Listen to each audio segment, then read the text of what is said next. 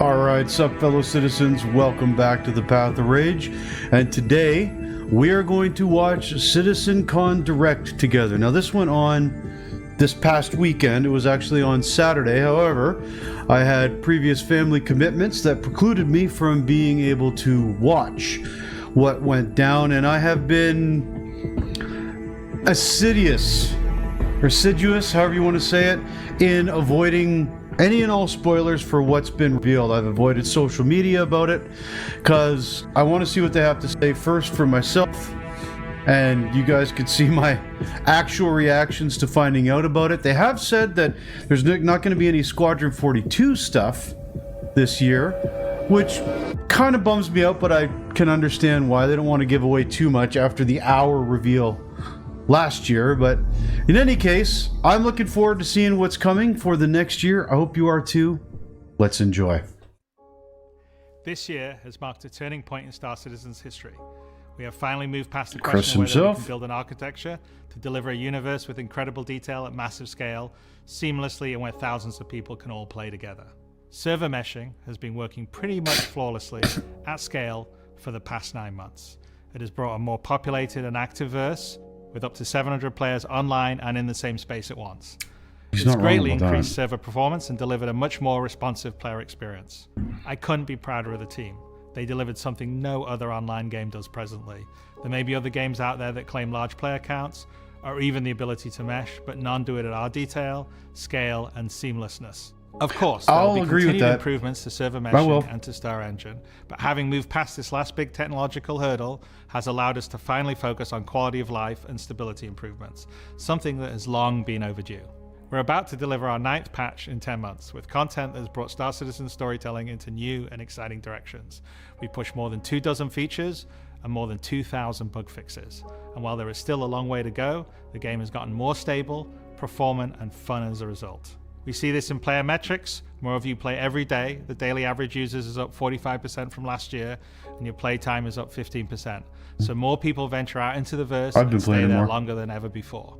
And through all that, we've told the dual stories of the Frontier Fighters Assault on Pyro and the moral compromises being made to combat the regen crisis.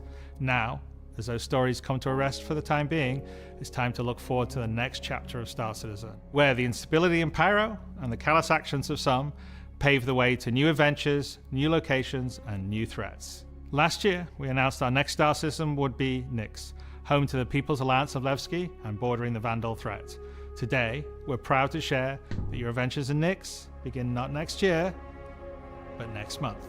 And Star Citizen's third system comes online in Alpha 4.4. 2 new systems in 1 year.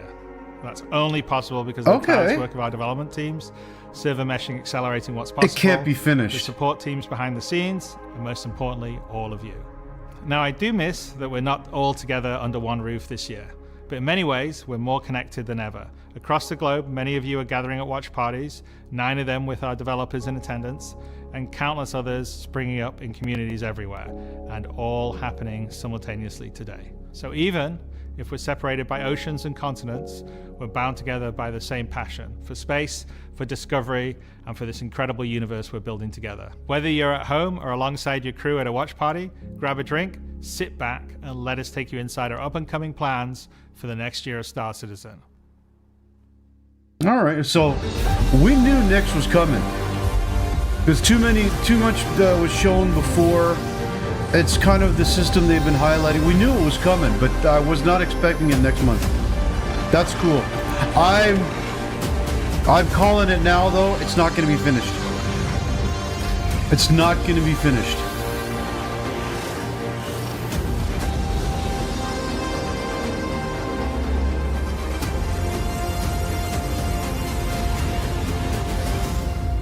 Because I generally didn't expect Nyx until sometime next year.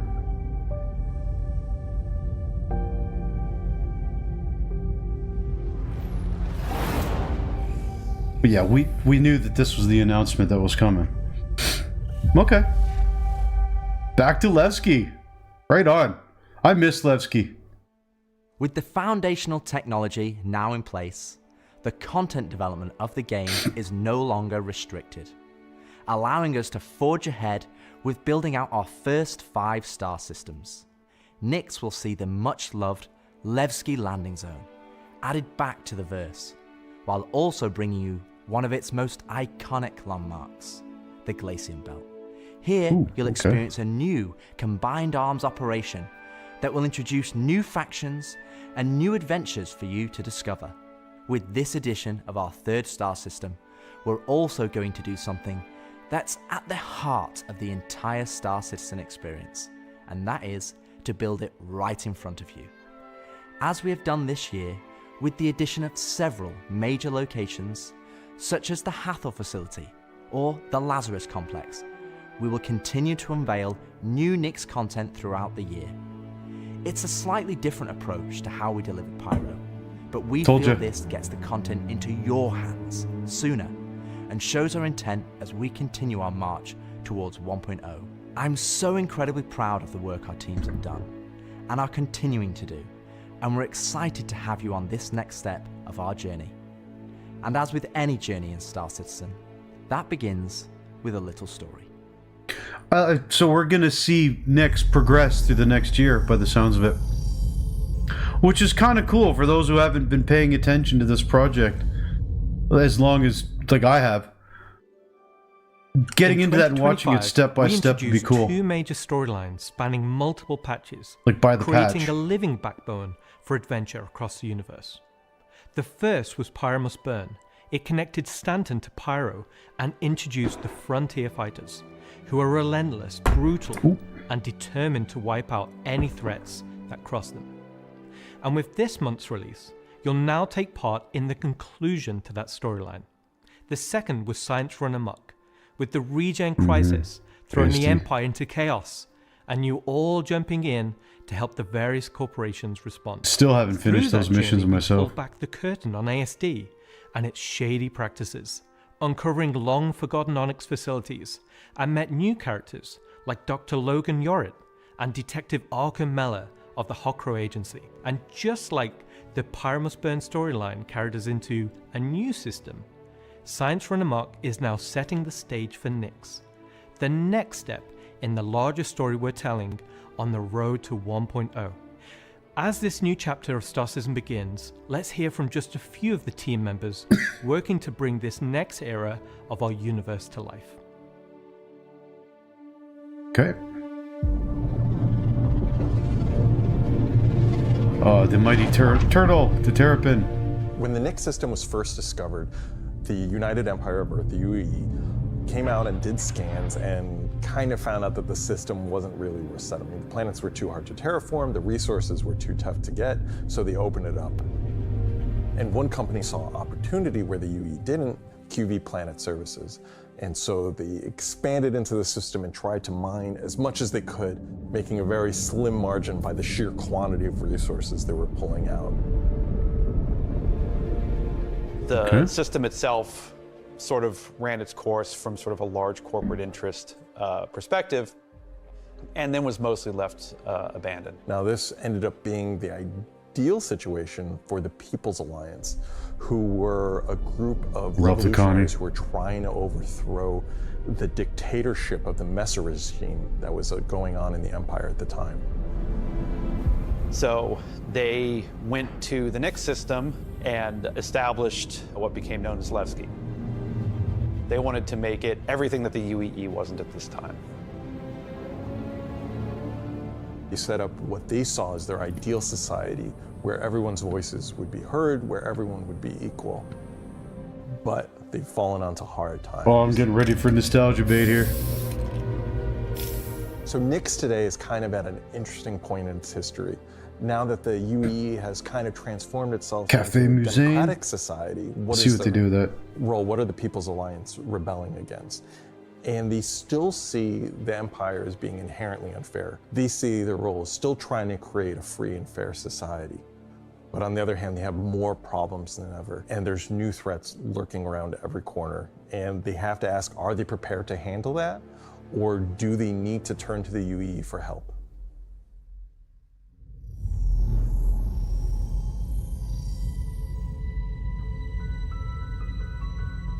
Making a Star System is, wondering. You approach it from kind of two angles in a weird way. What is this system bringing to the gallery. How does this new system plug into it, and what does it bring to the table from a sort of a flavor experience? We want to make sure that whatever it's bringing to the company is unique and has some flair to it. So the Nix I hope system they is bring a the Vandal remote instead of system just another where pirate people wanna gang. go and live free outside of the pressure and influence of the UE. I don't know if they'll do that though. It's a remote and rugged system with a lot of hostility coming from the ever-present threat of Vandal. It's kind of like a frontier-esque Okay. thing. It's not lawless. So they like are gonna go Pyro, with the it's just lore. kind of out there. Pyro's more like a Mad Max wasteland, and Nix is more like Silverado or like Deadwood, right? It's kind of like a smaller scope. The emptiness and the loneliness is the defining factor.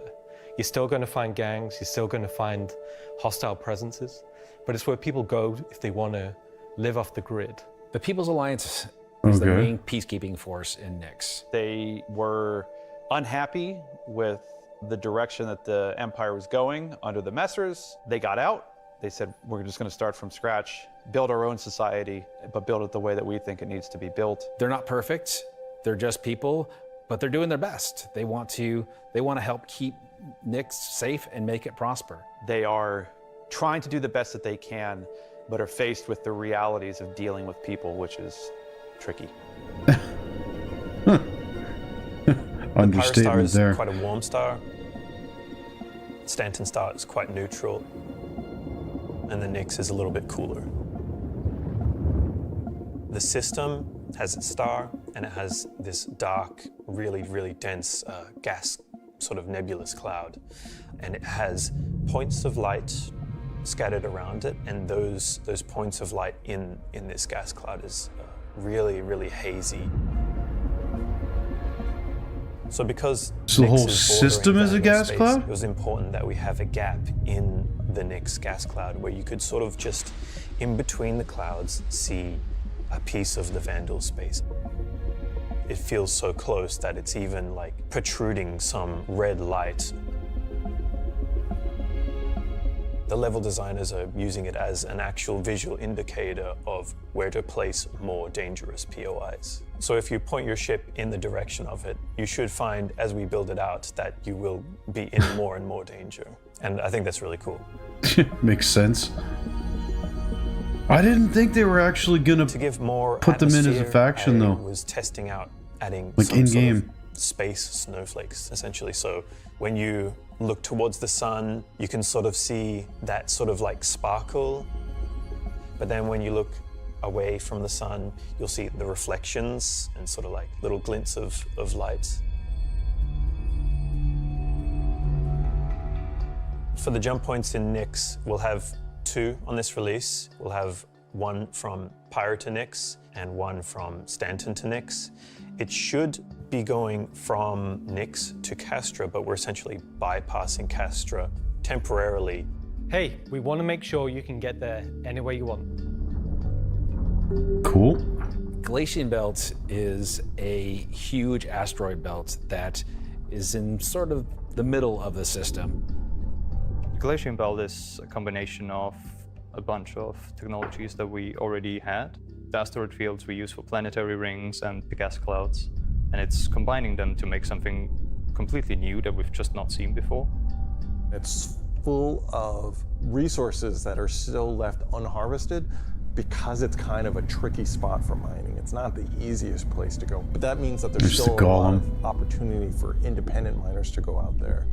Starting So minership. the rocks in Nix are a bit more sharp, like sorts of like icy look, rocky, cliff-like, very different from those in the Pyro and the Stanton. One of the big differences too is all of that extra added movement that just adds a little bit of extra flair.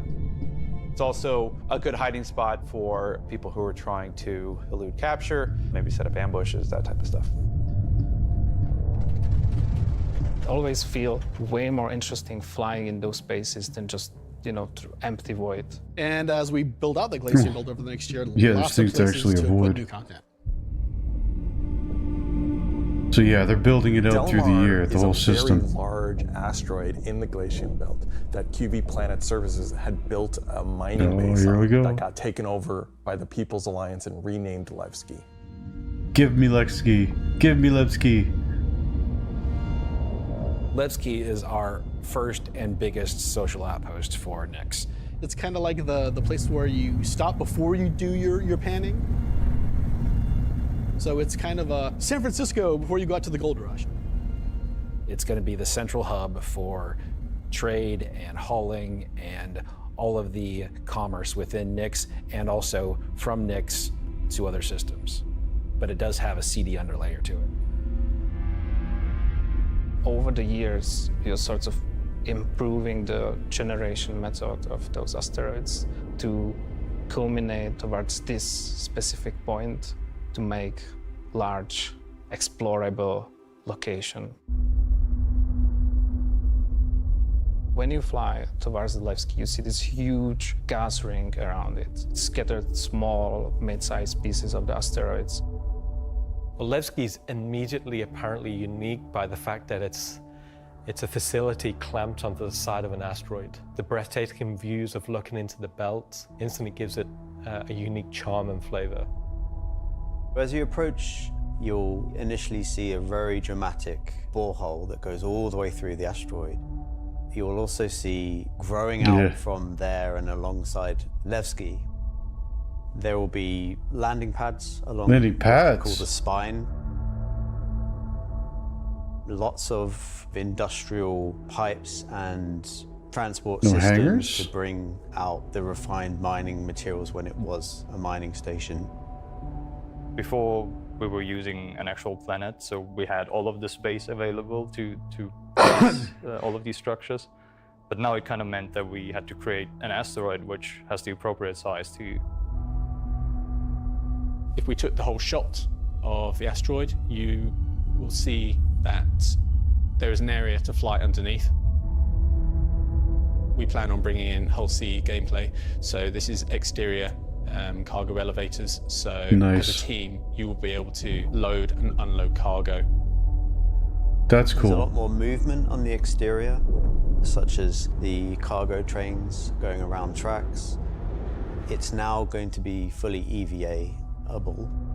Oh, that's cool. There will be walkways around the main landing zone to walk on using gravity plates, but you can drift off and kind of go wherever you want. I like that. I like that. Explore fully the whole place, which is great. I do like that. Such a simple thing, but so cool. Living in Pyro, there are people here in Nix that care.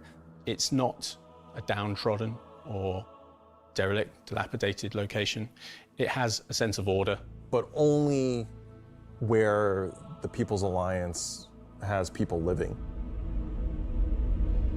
But we've had Levski before, and we've updated it quite substantially to be more in line with the newer features that have been put in since, but also visually, and there's been a lot of quality of life fixes that we've wanted to add and bring up to like a good standard for a landing zone.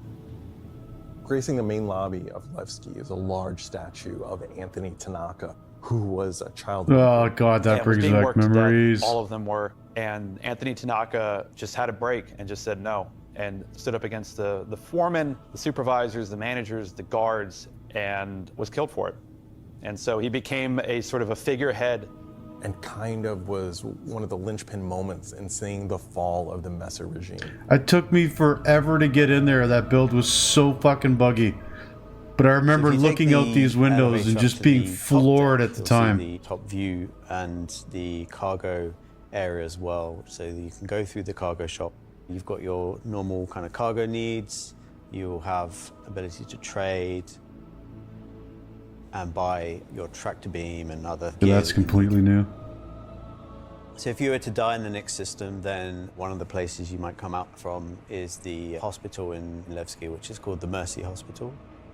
So Mercy Hospital is just basically, it's a local med station for all the residents of Levski, anybody traveling through the system. Again, they're trying to provide as good medical help for people as they can. When you arrive at the HAB's location, you'll be presented with a lobby, elevator bank, and then you will take that transit to the HAB room. Guy just laying on a bed there in the middle of the hallway. Within that room will be pods.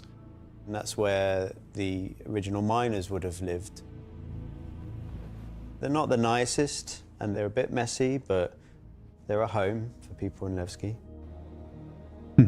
If you head down to the lower view deck, you'll go through into the Grand Barter, which is your main social and commercial Club area. Musée, there it is. This is where you will see market sellers selling Where their we wares. first met Eckhart. There will be stalls, there will be kind of more embedded shops. And that Corridors. includes things like Corderies, which is your armor shop, and also conscientious objects, which is for weapons.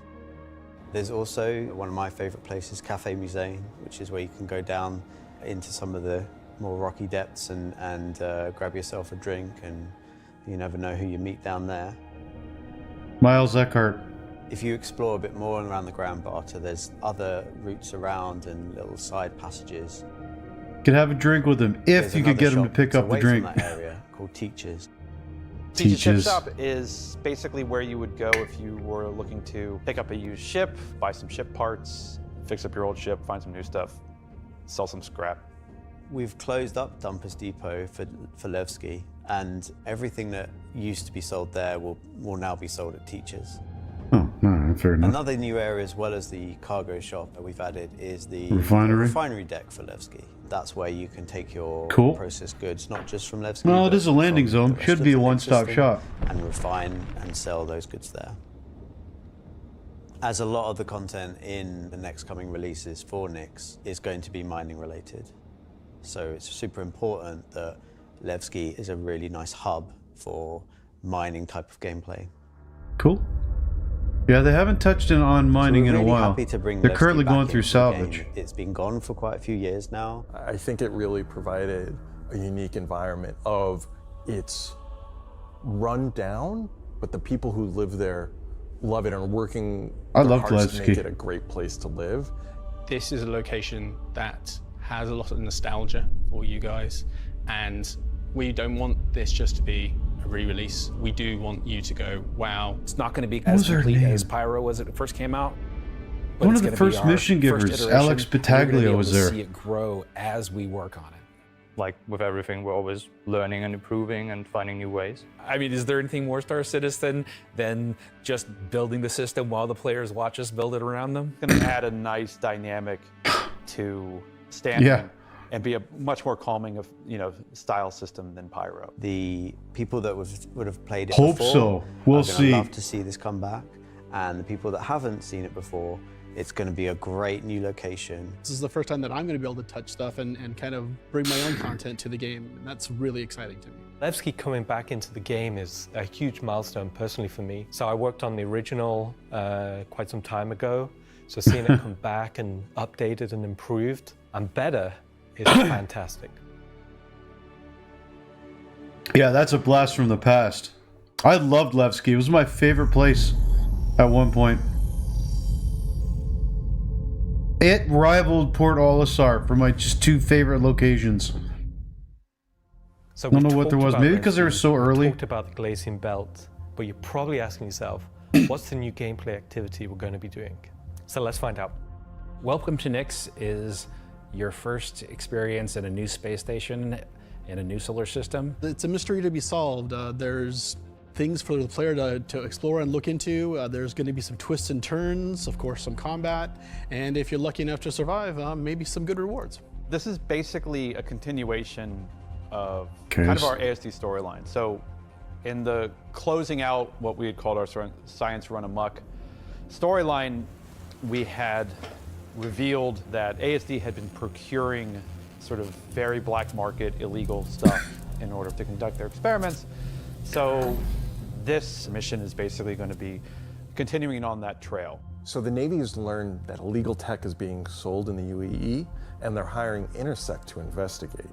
Intersect Defense Solutions is the leading military defense contractor in the UAE. So PMC. The Navy contracts with them a lot for doing various kind of military operations that they don't want to handle themselves. We didn't want players to be working directly for the Navy. The Navy just doesn't call up random citizens and ask like, hey, if you're free, can you fly a helicopter? I guess as a player, when you can think about Point. oh, where am I going to be doing missions that are capital ship battles or large fleet scale stuff or military operations, that's all going to come from Intersect Defense Solutions. Intersect have discovered the source of the illegal tech is in the NIC system and an old abandoned QV Planet Services logistics station that's come back online. So they want the players to figure out what's going on. So when you come out of Quantum and you start your approach vector to the objective, you'll be weaving through asteroids, going through the Glacian Belt, and slowly the station will reveal itself. Now this is an old QV logistics station. It's pretty beat up, it's pretty derelict, but there's some points of interest that you'll spot as you go through. So the station itself shares design cues from old Pan Am stations found in Pyro. That's what I thought, This yeah. architectural Looked very design Pyro-y. found its way over to the NIC system as the system was being established. But you'll also see some additional design cues that QV Planetary Services were adding, so it's a nice transition architectural point.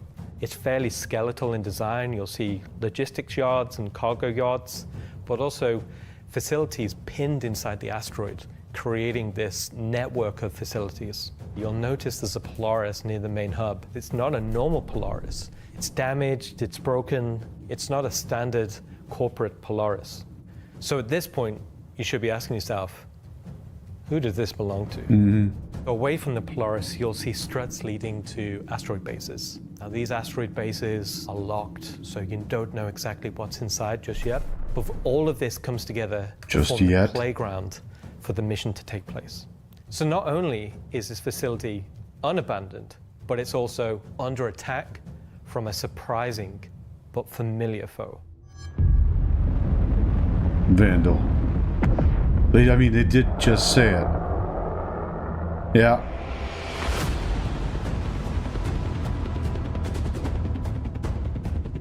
Oh, that's the new one, isn't it?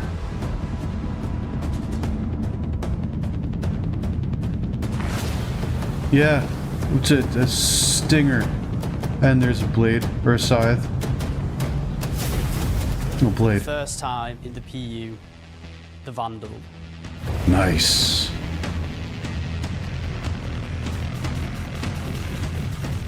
So the Vandal are a Love nomadic, that sound. very, very, very violent spacefaring race. They've been striking out against outposts and such in the NIC system. They don't really know what they want, don't know why they're doing it, but it seems like whoever's running the station is really pissed them off.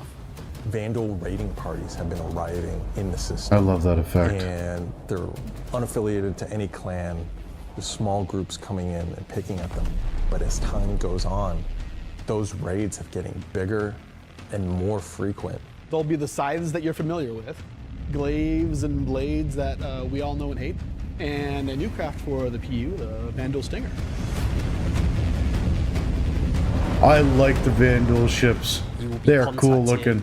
They're really cool. On arrival asking you for help. So at this point, you have a choice. You can either bug out, mission over, or join the fight.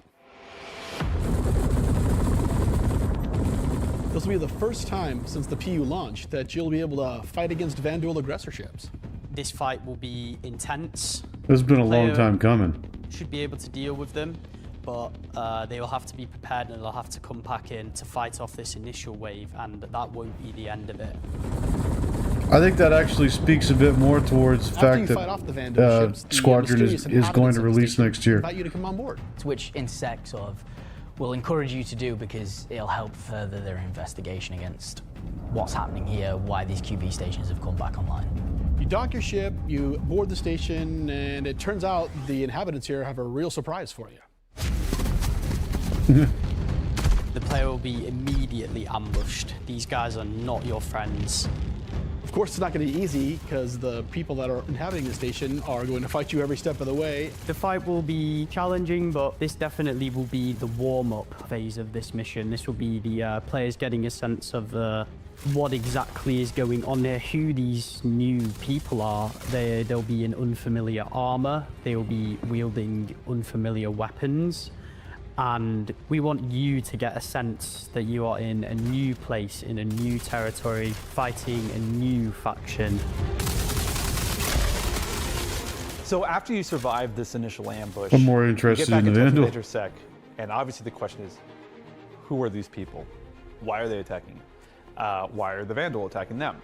At this point, there's more going on here than anyone thought. The directive from Intersect is to explore the station and collect as much information as you possibly can. Along the way, you're going to get to explore some new areas. It's not just the space station. There's the disabled capital ship. There's asteroid bases. This game is nearby with graphically obvious beautiful. installations there, other forces that the Vandal have been attacking. There's a debris field. Explore the locations in any order you want and try to find out who these people are and why the Vandal are after them. You'll find new clues. You'll find ways to solve the puzzle of what's going on at the space station and find out what kind of loot they have for you now that you've beat them. And of course, this is a legally open station, so anything you find is yours to keep and sell, maybe even give to Wicklow. Wicklow.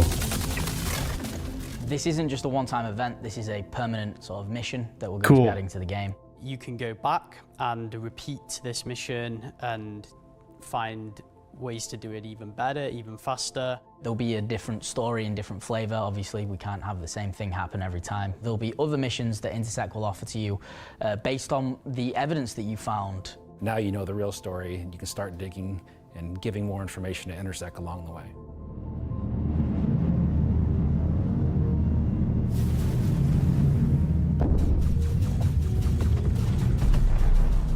I'm super excited to finally see the Vandal in the PU. I'm excited to bring me too. Cool For real ship combat to SC. Players in the PU will now get to face down these awesome ships and get a taste of... Well, you kind of can in Arena Commander, but... Like, we already have it in Arena Commander, where you get to fight the Vandal Swarm, and being able to do that in the PU is going to be, I think, a heck of a lot of fun. So this I never marks a bother with great Arena milestone Commander for us because all. it's not the only game. Pushing hard and adding great content this year, we're also being able to introduce the next star system and introducing the next landscape to tell new stories and add new gameplay beats into the ever-expanding universe. So we'll leave 4.4 there. If you're at one of the watch parties, please raise a toast to the great work that all the teams have been doing this year. And I'll be right back in just a few minutes to look ahead at some of the things coming in 2026. Cool. Okay, I'm down. Totally Hello, down. everyone. With the Vandal. And welcome to the Voyager Bar in beautiful scenic Orizon, where the staff of Cloud Imperium Games Manchester is gathered for their very own CitizenCon Direct Watch Party. As the dozens of such events happening at locations around the world, we've gathered today to watch this sneak peek at just a little of what the next year of Star Citizen has in store It's for quite everyone. the cafeteria they have. Oh, that was really good, everybody. I'm Jared Huckabee, your host for the festivities and for the show today. And let me tell you, it's not a joke. It's not a gag. Next week, we're hitting our 9th patch in 10 months. And then in November, we're going to finish out the year strong with the long-awaited arrival of the Nix system. And in case you missed it because you were chatting with friends, hi. It's not the lawless wasteland of Pyro many folks have been speculating. We'll but see. an independent system with its own We'll set see. of rules and laws and multiple ways to get there. It's an exciting time for everyone at Cloud Imperium Games because, as the architects of our persistent universe said at the start of the show, the foundational tech that we've been building for so many years has now unlocked us to bring more to Star Citizen than ever before as we continue our journey towards 1.0. Now, before we continue with the show, let's get a few housekeeping tasks out of the way. First, we're simulcast on YouTube and Twitch. So if you want the keen communities of Twitch or the 4K ultra high resolution of YouTube, you have your choice. Second, throughout the broadcast today, we want to see and hear what you have to say along the way, and you can tell us on social media by using hashtag CitizenCon. We're especially interested to see any photos kinda from those missed out watch on parties that, are happening didn't I? across the globe, and we're going to find some way to bring a few of them into I the wouldn't broadcast mind going later to in the one of these program. one day. Third, we've also had a CitizenCon contest Just going revel for in people my to create their geekdom very own for a while. slice of life in the PU videos, and we played the winning entries during our pre-show countdown. The offerings were super varied. The idea was to work with a team to show the life of a miner or a hauler or a bounty hunter or whatever. But one guy just said, I'm going to make a video about how awesome I am. And I respect that.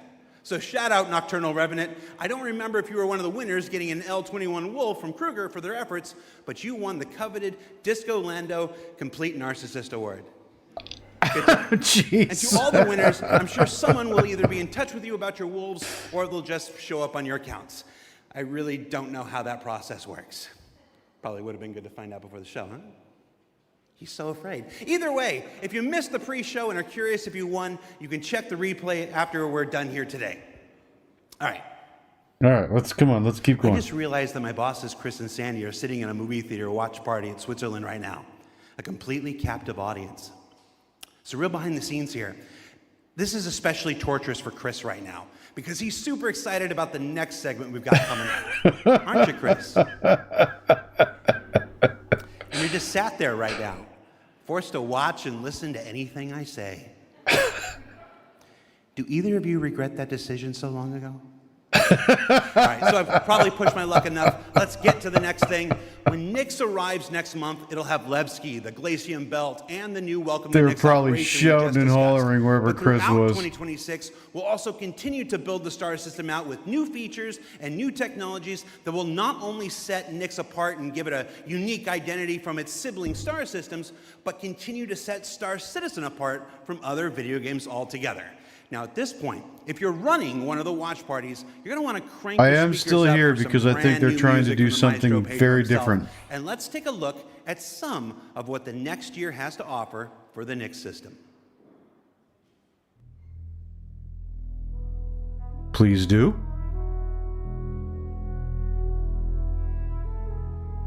New ground. This is going to be at the At Cloud Imperium biomes. Games, we believe art inspires the best technology. And through the development of that technology, it pushes us to create even better art. When Genesis comes to the persistent Planet universe Tech version starting next 5. year, it will change how you experience every world. And not just in the building of the new planets for the Nyx system. We will also go back through Stanton and Pyro and reimagine them through the lens of our technology. Previously, and more traditionally, we'd create slices of biomes, like deserts or forests. This approach moved us forwards and got us this far, but solving the scale was always tricky. And for Star Citizen, we like to do scale on another level. Issues like seeing That is a true statement. from high altitude, or the unpredictable There's no other blending game with the when scale two of this one. biomes connected were common. But ultimately, things just never felt right. Our worlds were gorgeous, but to us, they still sometimes felt like interpretations. Now, this was a super hard problem, which we needed to solve at the scale the Star Citizen requires. We challenged ourselves to emulate nature in the most believable way, and not just on a planetary scale, but to our level of detail. All right. Yeah, the new cloud tech doing its work there. With Genesis, we've made a complete paradigm shift to how we do things. Biomes are now created based on the physical data sets, with the assets being spawned whenever and wherever the correct criteria is found. Nice. Those are not in the game yet. So when you see a forest or a meadow, Not really. it's no longer because an artist painstakingly crafted it there. It's now because it simply wants to be there. It fits inside our rules. Genesis also ties into That our looks nicely other placed. gameplay systems. The Our new groupings. planets are built from the information we create for our different data sets, I like the F8 Lightning like height too. maps, humidity, F8 temperature, Lightning. soil type, soil amounts, geology erosion data, to name but a few. Grass looks good. This means you can now tell where to find valuable minerals as the geology looks like it would be suitable for it. Where scree piles exist below sheer cliff faces, and where rocks have broken off over time due to erosion. Of course, these new tools That's still cool give us looking. the ability to direct the look and feel we want. The attention to detail from the tallest mountain to the smallest flower is still our Swamp. core DNA. Kind of alien swampish look. With Genesis, Wetlands. we can now keep that detail-orientated mindset That's a swamp. as we focus on the quality, and it provides the quantity. That looks fantastic. Genesis provides our planets with the ultimate sense of exploration and adventure, discovery in the purest emotional form. We want you to find that perfect place, with the planets providing an abundant resource to harvest. This is a major part of what exploration is for us.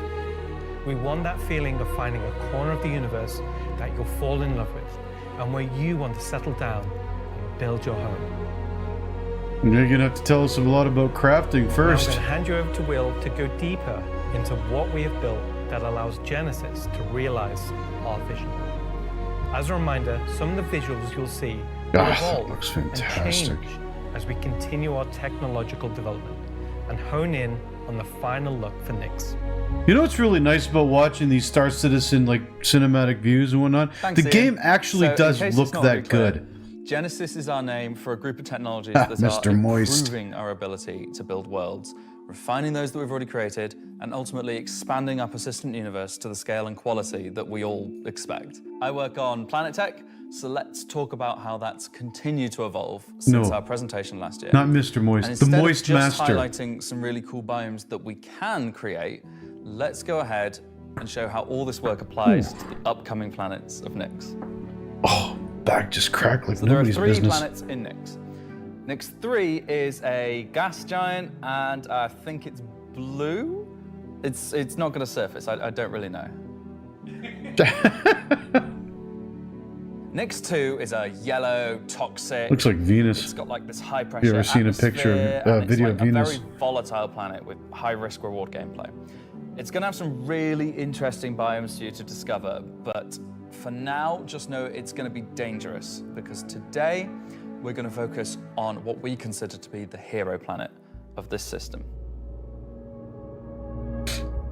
Yeah, see, this is work in progress. The first planet they showed said concept. Nyx 1 has got a So we're going to rugged, watch these planets remote come in over the course of a It's got year. a diverse set of biomes, from weathered I like rocky those mountain cliff rocks. ranges to Or vast sweeping cliff faces. forests and grasslands. Look at that. And from damp, expansive wetlands to claustrophobic, festering swamps. Nice. These core biome concepts give us a fantastic platform to hone our technology.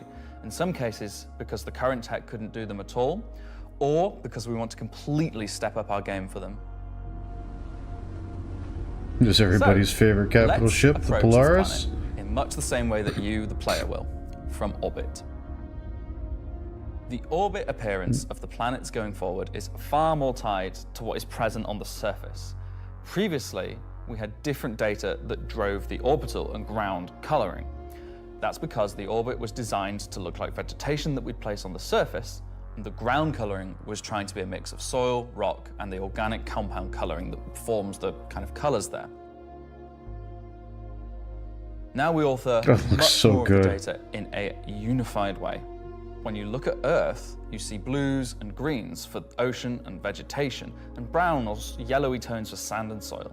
We wanted to keep it as simple as that. The same set of textures and data that define the color of the soil, sand, and rock on the ground are used to create the orbital look.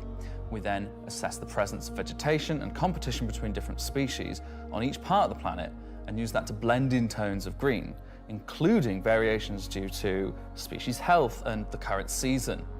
This creates a far more complete image and allows you to identify features, geologies, and potential points of interest all the way from space. That's Let's dope. go down to the surface and start with something That's closer to dope. what you're used to, but in a whole new light.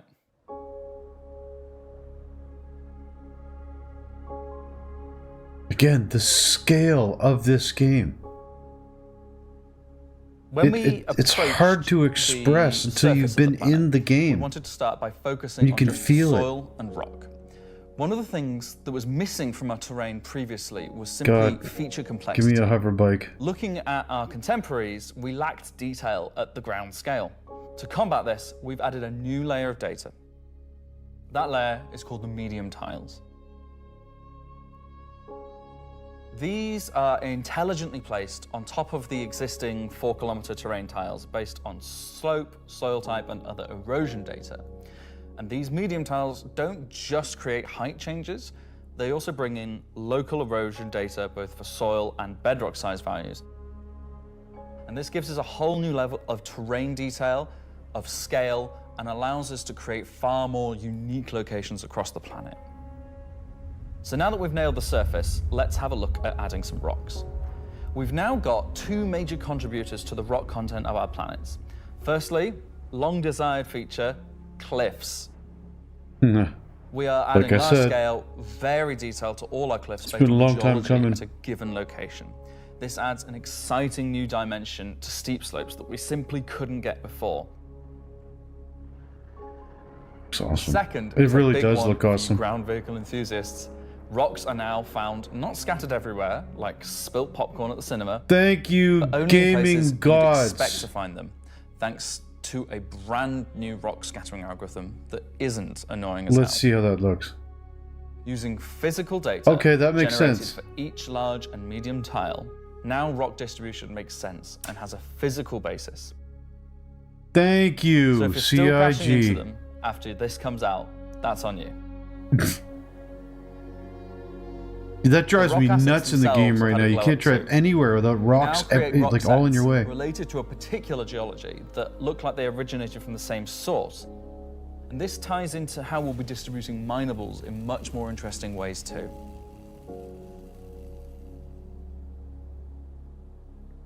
So The now that our grass all base interspersed terrain in and rock between the scattering looks good, rocks. let's add some vegetations and explore some additional biomes.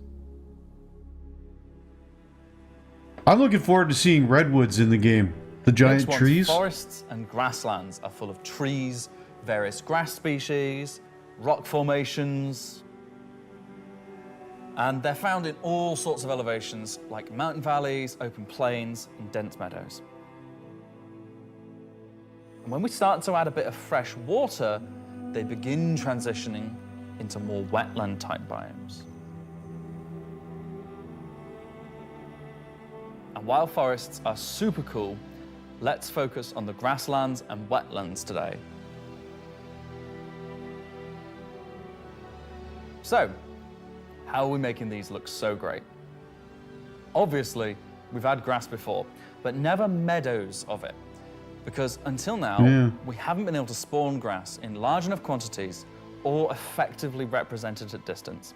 So we're stepping up our game in terms of spawning, shaping, and That shading looks grass. great. With Genesis, we now leverage GPU spawning to create vast quantities of assets across all biomes, whether it be dense meadows or more complex collections of ground cover like you can see in these wetlands. Look at this. We are also able to fit our grass tiles to the ground by conforming them to the unique terrain underneath. Now we can finally cover complex terrain shapes with grass and ground cover assets, and as a result they are now gravity aligned, meaning each blade is oriented as you'd expect and not sticking out like before. All right. It's cool that they did it. I wonder how many people would actually notice that if they didn't point it out. How we light our grass. Now, as in real life, the shading of a grass blade, or indeed a whole field of grass, is lit very differently to like a flat surface. We now use a solution that shades meadows of grass far more like fur or hair.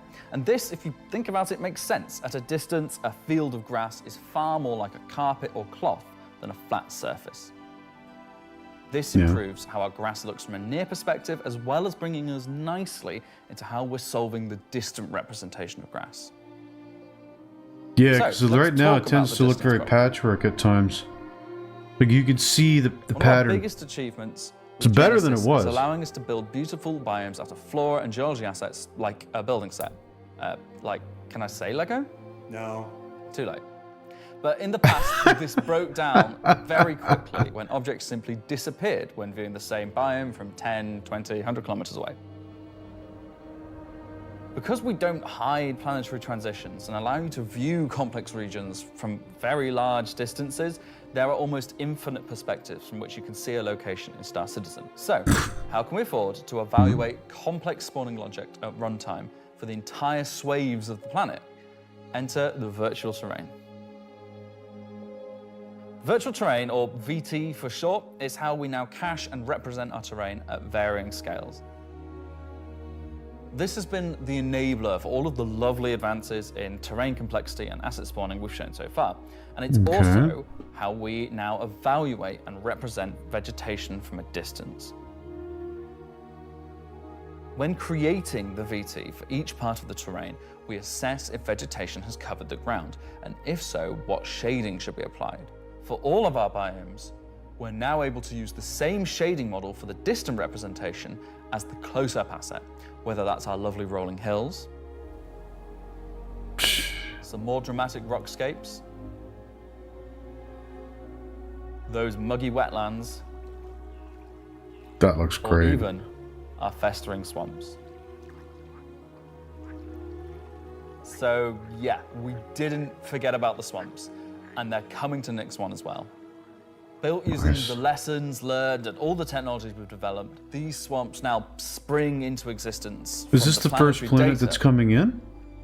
This and then the biome others combines coming later? all of the elements from the other biomes we've shown you today, from water interaction, denser spawning, unique ground coverage, and I think it creates something really unique.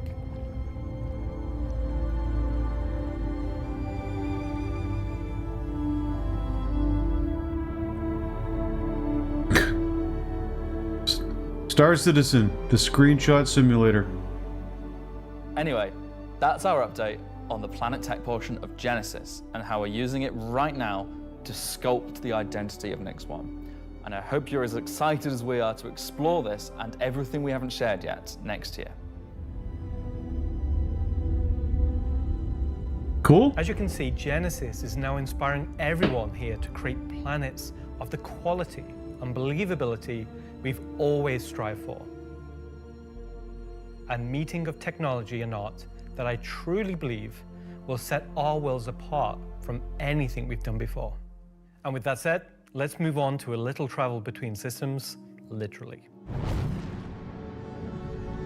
There we go, there's the whole series. Hull C.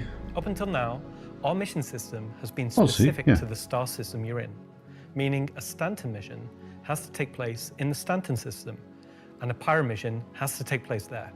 We've never been able to link these together, but with the introduction of our third star system, it's time for this to change. And that begins with the introduction of interstellar cargo. What are you talking about today? Hauling. System-to-system hauling missions. Hauling is back. Nice. Jordan said Holly was gone. He doesn't even play the game? Nice little shout out to These are Reddit exactly what they say on the tin. Missions where you're going to start in, say, Stanton and end in Nyx, taking various volumes of cargo between the stations. So Cargo could be very chill, man. Make some money. The purpose for the Hull C and the other series of Hull ships. And there'll be a few sort of more direct routes. So you might pick up some cargo from Ruin Station in Pyro and go through the jump point to Stanton and drop it off there at one of the Elios. So if you've never sort of experienced the jump point or going through it, these missions will require you to. Cool. It is a trip and a half the first time you do it. It's so cool. Any size of ship. I'll be doing them in my Drake cutter myself. The cutter. Stanton and Nyx. Just a Drake cutter. I've got a few ships, but the Drake cutter is really cute, so. One thing that we're looking to add with these interstellar missions is scripted combat encounters where it is you a can cool be attacked starter by ship, though. NPC ships. Maybe the mission giver has useful. tipped off some pirates who are looking to get a hold of that cargo, as well as express missions, which means the deadline timers that you're used to in the regular hauling missions might get really tight and you've got to learn to be very fast. All of the love and care that has gone into hauling missions so far, with the logistical network and making sure they make sense within the themes of the systems, just as much love has gone into the interstellar missions we're making now. Depending on who you ask, that's not a lot. At the start of the show, we said we was going to build out the Nyx system. I think right in that's a front of small you number, though. After 4.4 launches next month. And while we want to keep as much of what we're doing behind closed doors, so you can discover it for yourself, in-game and on your own, we still are excited to share with you a brief look at one of our up-and-coming locations we're calling Rockcracker. Oh, that's cool. Is that an asteroid inside it? It won't make rock cracker. Okay, so rock cracker, Jared, is our internal name. Rock cracker is where you have to crack a rock. It's a big rock. You want more? So way out into the Kuiper belt, you'll find these I like old that guy. QV breaker stations.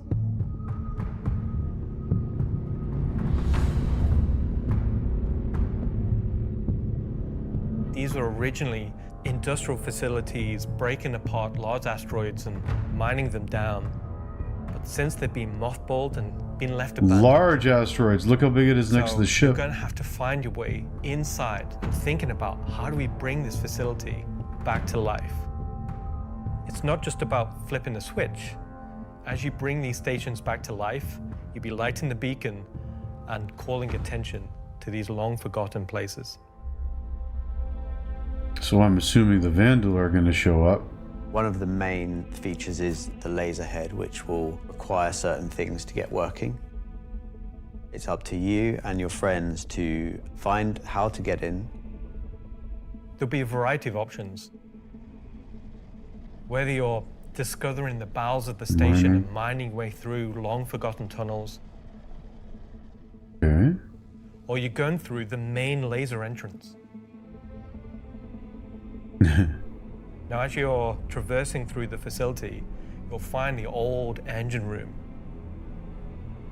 Now, there may be ways to bring the facility back to life, kickstart the engines, and bring power to different parts of the facility. Maybe eventually bringing the laser back online and cracking some rocks. The secondary gameplay loop is Okay, I wonder how that's FPS going to work. combat. You're not there by yourself. There may be squatters and outlaws in these stations trying to stop you from what you want to do.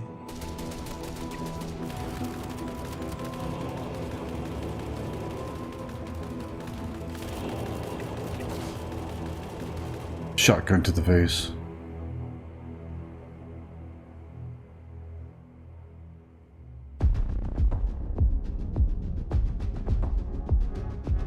So you found these old facilities. Yeah, I'm really Brought them wondering back to about these life. rocks. You've Can you bring systematically in brought the power to ones? various functions When, of the once you open facility. it up, what happens? Does it You've seal up activated the again? laser. You've fired the laser. You've broken apart the rock. And then you'll be able to fly your ship inside and see what's there. So you fly a ship into an asteroid. Yeah. You just get into your ship and fly in and start searching around and trying to find the pieces that you want to mine. So you're gonna mine, okay. You're cracking it to mine it from the inside. Like I said, I'm really excited about Rock Cracker because it's Wonder a how that's sandbox gonna work. activity. You can kind of go to these whenever you want to. Sandbox. These? So there's This more than content one? is for players who enjoy mining, who enjoy exploration, investigation, and don't mind a little bit of FPS content while they're there.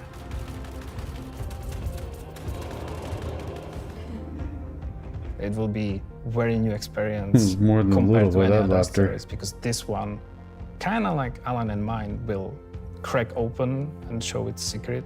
And one presumes you can make a decent amount of scratch. Asteroid that's big enough you fly your spaceship into it. It wouldn't be worth doing if you couldn't make a good amount of coin. Yeah. Making promises for the econ team. Yeah. They've got to balance it. Yeah, now It's see, for people I don't who know if want they'll a actually lot of crack it and it'll When split crafting out. comes in, when all the other mechanics and features that we want in the game Or is it just going to stay there until you it'll be leave a place where and then like, an regenerate? organization or a I group of, imagine like, that's 5, going to 6 be it. people could come and just get a monumental amount of minerals. Cool. So that's a look. It at sounded some like of there what's wouldn't coming be any over the next 12 ship months. combat. In addition to what we've shown, there'll be new mission packs tailored to the People's Alliance and their struggles. There'll be events that invest you into the evolving storyline of all 3 systems we'll have in the game. And of course, When we begin populating these with new planets, there'll be a whole host of ground-based POIs, settlements, and structures inhabited by those trying to make their way in the verse. And all of this in service of building star systems that complement the massive corporate yard of Stanton, the lawless ganking of Pyro, and now the new frontier of discovery for the Nyx system. Should I say ganking? You already did.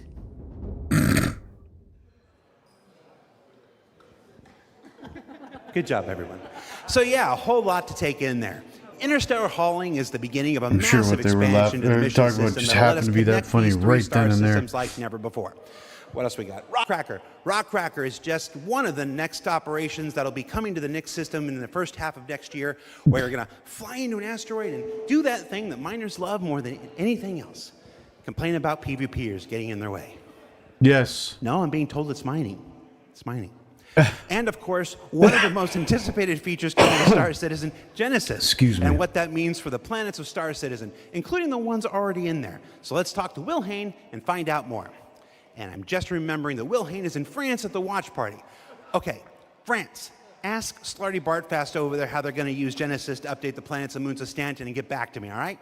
And see if we can get some fjords.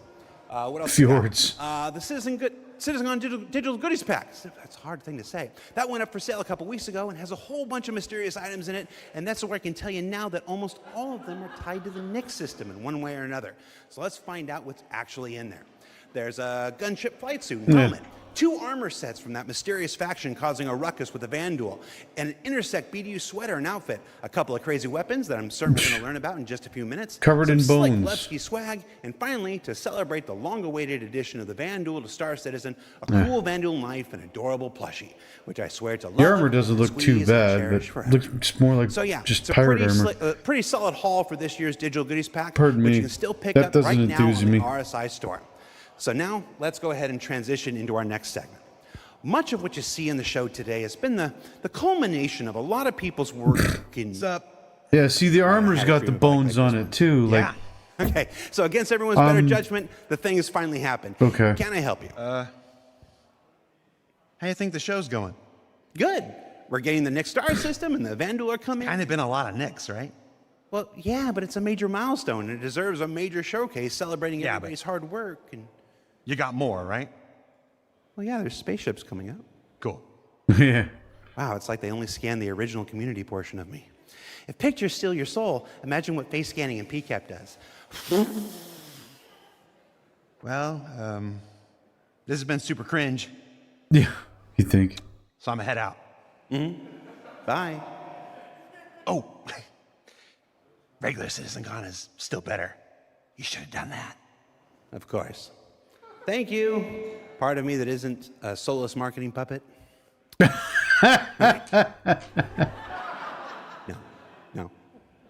No. Let's just go to some spaceships, shall we? Ah, Jared, you're a treasure. Hi, my name's John Crew. I'm the Vehicle Director here at CIG, and welcome to Talking Ship, where we're going to talk about 3 new ships coming to the persistent universe. Okay, when? They said they're not doing concepts anymore, so these must be actually coming out soon. The last year has been pretty hectic in terms of vehicle deliveries. I think we've delivered the most we've ever done in a 12-month period, and we've covered all the way from tiny little snubs all the way up to capital ships. We've kind of filled out a few little gaps. We've introduced some new ships by some old manufacturers. Yeah, the Polaris come out. The Polaris is a cool looking ship, I will admit. Snuck the Idris in. It's cooler looking than the Idris. For a while and oh, the Idris is cool too. Yeah, it's nice to start revisit some of the older catalogue and some of the bigger ships again. Brother's Beard is epic. My favourite ship from the last year is a tie between the Wolf and the Golem. Favourite ship in the last year? Probably the Wolf. I feel like it's the obvious one. I'm trying to think of something else, but I really like the Wolf. Everyone's mentioned the Wolf. The Wolf's everyone's favourite. The Wolf, obviously, Doesn't honestly do anything for me. Completely new aesthetic to the game. I'll probably never was, set foot in one of these. Set it out to be, and it revived an old manufacturer. We've not seen anything from a while, so yeah, I'm going to say the Wolf. The Golem, I think, is just an incredibly well-formed ship in such a small package. That actually I would consider buying if I was getting into Star Citizen for the first time. To perform a role. I honestly do really like the Zeus. I think it came out really well. That is a nice it's ship. Kind of hard to pin I down a do favorite, like to be the honest, 'cause Zeus. We've released, a lot of really cool ships. Next year, we've got some super exciting ships coming up. We're ticking off a few big ones, which is good. We're gonna see again maybe some ships from some manufacturers that don't have that many in their lineup. There's a few big challenging ones starting, so Banu Merchantman. a breadth of ships, should we say? The 3 new ships we're going to introduce today all tie in some way to the primary factions fighting over the Nyx system. We'll start with the People's Alliance and Anvil Aerospace. Anvil is a very military-based brand. It's been a brand that's in Star Citizen for a long time. This is fighting the, for lots of military Paladin, isn't contracts it? and law, often up against Aegis, and to the point it actually beat Aegis in the past. You will be familiar with a lot of their ships' designs, such as the Hornet and I love the Lightning. F8. Earlier this year, we introduced the Anvil Asgard. I also based on love the Valkyrie chassis, Asgard. which is an extremely popular offering. And this year, we're bringing the concept ship we introduced last It's year, gonna be my the Anvil daily Paladin, driver. to life. Yeah, the Paladin. is a gunship from Anvil Aerospace designed to support ground operations. The gunship is a ship that's designed to sustain a sustained firefight while dealing a lot of damage, also taking damage. We don't have a lot of gunships in the Cool. game. Whoa, look at those dedicated guns. Gunships. They are quite a tricky archetype to control in game without being too powerful. It's designed with a lot of firepower and high armor and health, but very low maneuverability. It's multi-crew. It's just built purely for battle. It's got lots of armor, lots of guns, big guns. It's got a very similar squat kind Big of form guns. to the Valkyrie. It kind of reminds me of, I guess, It's like a cool Pitbull. looking. Obviously, a very menacing silhouette. Looks like it's It hunching looks forward. quite forward-weighted in its stance. Yeah. It feels like it's coming towards you, even when it's just sat still. And I think that's something that helps I love with those. it feeling I love that intimidating. turret. That is a sweet looking turret. The quad turret. If we swing round, following the ship round clockwise, what you'll then see is the first of the side turrets. I like the intakes too, those anvil Notice intakes. the canopy, you'll see that there's a fairly thick space between where the glass is and the whole exterior. That's because it has deployable armor, which can come out and give you a little bit more cover while you're actually attacking Nice. the target. And then It's got visors. these really nice kind of dual connected wings with the turrets out on the sides, just to try and give as much kind of range for those turrets as we can get. Which is controlled by one of the 2 remote stations underneath the bridge. If we come around to the rear, you'll see a rail. Now that rail mounts the main turret of the ship, which is controlled by the co-pilot. So you've got full 360 coverage underneath, full 360 coverage on top with it, and then the side turrets also have 360 coverage that way around and 180 out sideways. So really you have, between the turrets, pretty much 360 coverage in all directions. Depending on what side the top turret is on, it could be the top or the One of the unique things bottom. about the Paladin is all You're the getting turrets hit are from remote both sides, and it all won't the be crew full are located coverage. in this one central 2-story room. A lot of our other gunships, the crew gets scattered across the ship, but with the Paladin, you're all sat together with a nice, cool experience, so you can really feel like you're playing as a group. You've got the pilot, co-pilot up top, and That's you've got cool. the gunners underneath, and I think that helps with the intention of what the ship does, because you've got this really nice kind of like gunner viewpoint down, kind of giving this lower coverage. We added a glass floor just to keep the 2 connected.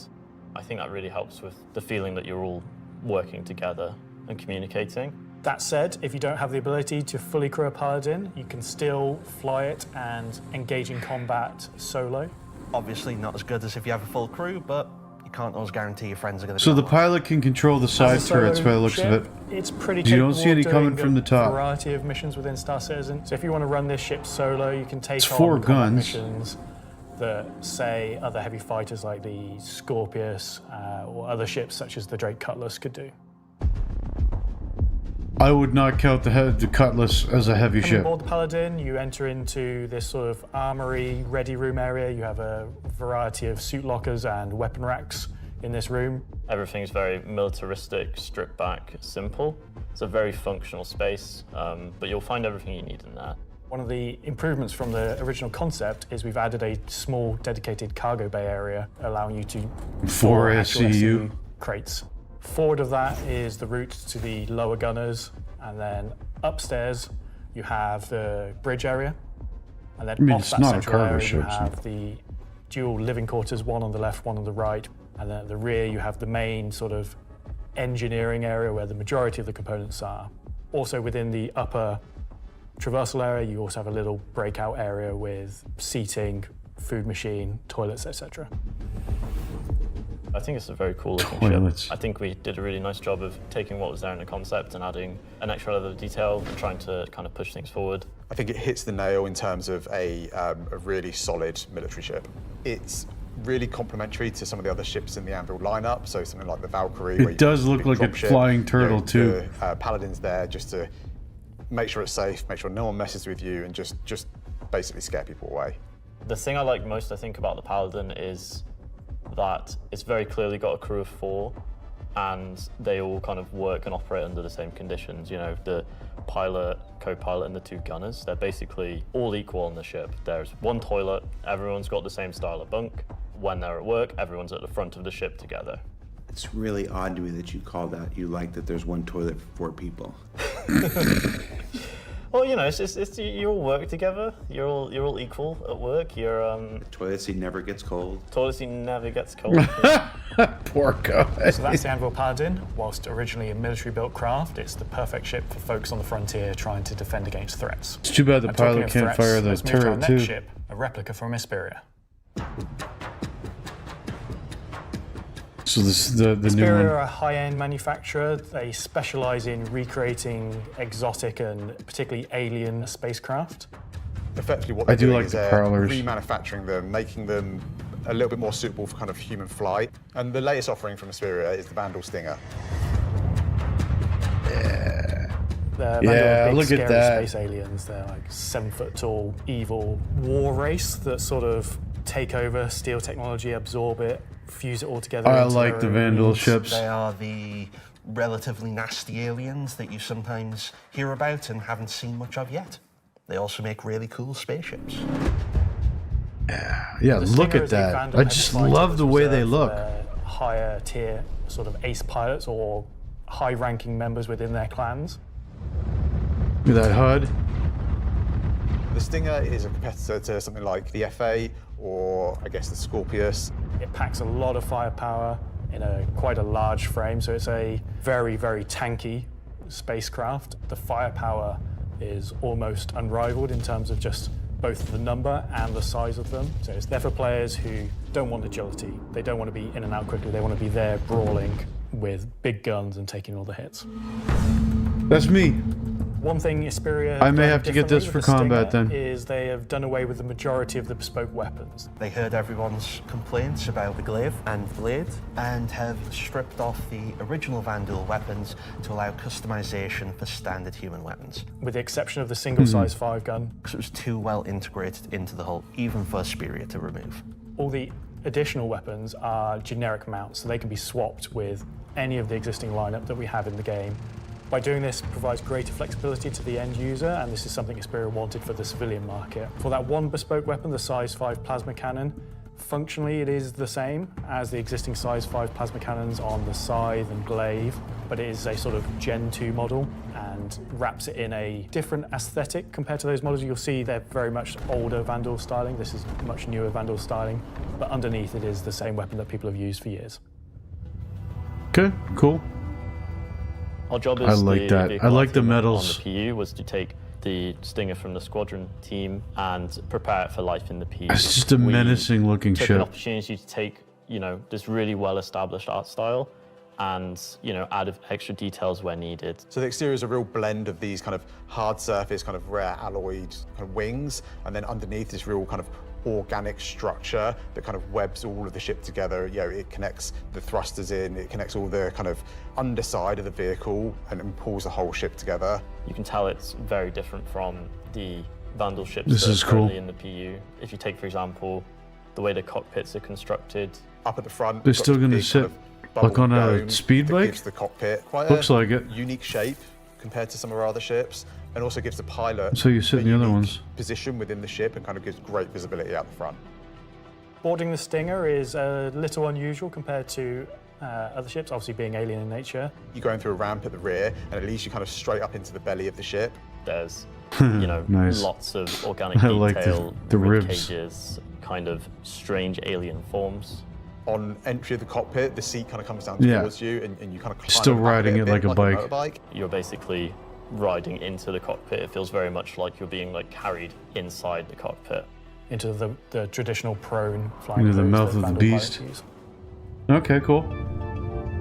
They also have a I very think the team's done a Cylon really look, good job don't they? of making something that feels different, it feels alien, but it suits our lineup of ships and it suits our universe. I think the guys did a really good job of respecting the, the direction and vision from the original Stinger and Vandal ships in Squadron. We've tried to take a lot of inspiration from movies and other science fiction material, but I think it sits well within the Star Citizen universe.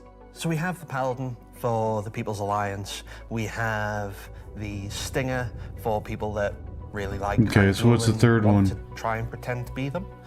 But what about the other mysterious faction we have running around?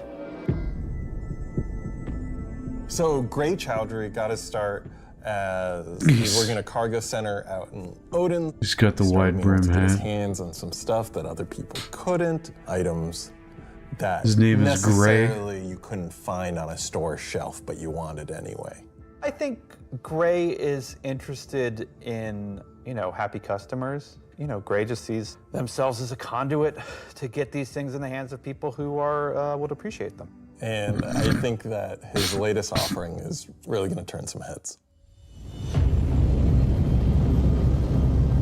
What do we got here? Oh, no way. We're finally getting this? Well, we don't They really showed know this what it so is, if I'm- fucking long to be ago. fair. It's what happens when someone who is a genius at aeronautics and ship assembly is given free rein to do whatever they want.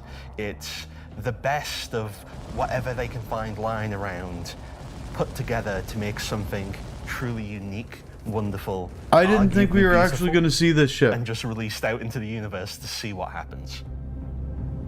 They showed At this first off glance as the like exterior of the a ship, random I think pirate ship. Most people will probably recognize there is more than a fair proportion of a Cutlass visible think? there, but it's had quite a few changes to it. As you look a little bit closer, you'll It's start smaller. to pick out elements from other ships. You've got, main thrusters that are from the Valkyrie. Even the bits that are obviously a Cutlass have had panels welded on, panels removed. The top turret, which is now remote, is just this hodgepodge amalgamation with multiple other ships' turrets. And then the changes continue onto the inside, where again, it sort of feels Cutlass-like. But hey, then we've still you'll got find cables lying around there's the bits floor. of Crusader ships just integrated into the wall instead of what was there originally. It has lost its side entrance, some of its cargo capacity, but what it's gained is it's gained visually more powerful thrusters. It's gained a really kind of nice set of belly thrusters. It's upped its firepower. As ever with the firepower in the Cutlass isn't bad. Gray's Market, you can see that great care was taken to the health and safety to ensure that there's no trip hazards anywhere. There's like loose cables, panels are exposed. If you look carefully, you'll notice there are like tools laying around in the cockpit. It's gained a toilet. Oh, Jesus Christ. Bucket. Yeah, it's one for doing stuff, and then you need a second one to wash your hands. It's not an animal. It has very much taken that ethos of Drake Good Lord. and moved it down a level, which I think is quite an achievement. Just look at this thing. How do you even begin to describe the madness that created this? Fair Shit. play. Yeah, we saw this so long ago. This is something new and different. They for had the Star guys Citizen. float out the Where did back it and come whatnot. I think that was. I'm not going to answer that. Just nothing. Just No comment. Gray goes to places and talks to people. I mean, there are just many ways to find these things that, are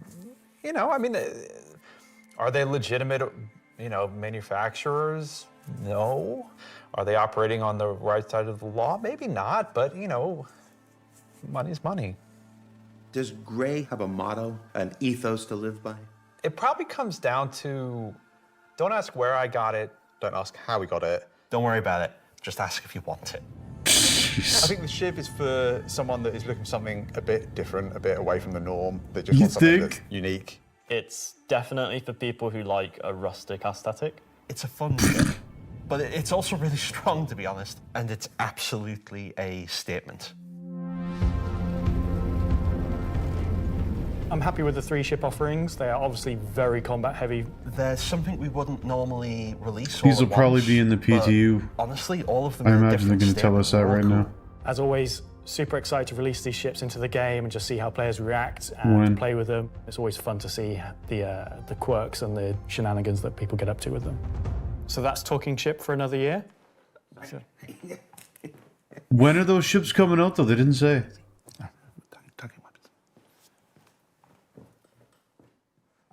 So I've just been informed that we have to do a bit of a timeshare agreement this year. So we have to throw it over to Alexi for Talking Weapons, which is an extremely original name. John Crew is so sarcastic. It's perfect. Well, I imagine those look like straight to flyable, so they're probably in the PTU right now. Out in October. The non-weapons We'll have to check it out. are essentially the weapons that does not have a manufacturer, the weapons that you can think of that were made by space pirates. Gray sells whatever he can sell. Sometimes he gets his hands on some weapons that come from unknown origins. He will sell things that no company in their right mind would ever make. These are the most kind of like scrappy. Oh, this dude take looks together baked. And the most kind of like pyro-ish weapons that you can think of. Right now we're releasing 3 new weapons. Rocket launcher, the LMG, and the long-awaited Space AK. I think this is the one that not only is the At most least that in one demand, wasn't but covered I've in been, bones. politely badgered about the most. It's a fun rifle that basically fires energy and ballistic in sequence. So your first shot will be your ballistic, your second shot will be the energy. You'll see on the top of the art, there is a bolt that cycles the rounds, and that goes off with the ballistic shot, but it does not go off with the energy shot. And that is just like a really fun way of making a weapon work in kind of like a scrappy, It sounds like a horrible weapon to control. Kind of, aesthetic. The LMG, this thing is a really fun, I thought that was going to be the shotgun, yeah. hard-hitting. They didn't say that. They We'll said bring the LMG. 50 cal, and the only other weapons that have this right now in the verse are the Bearing sniper rifle and the Coda.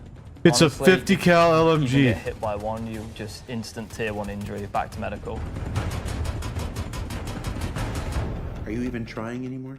You know what? We made all these really complicated, fancy guns, and some people just want, I want a slow firing rifle. Give me a scrap together box that fires the biggest thing you can possibly find.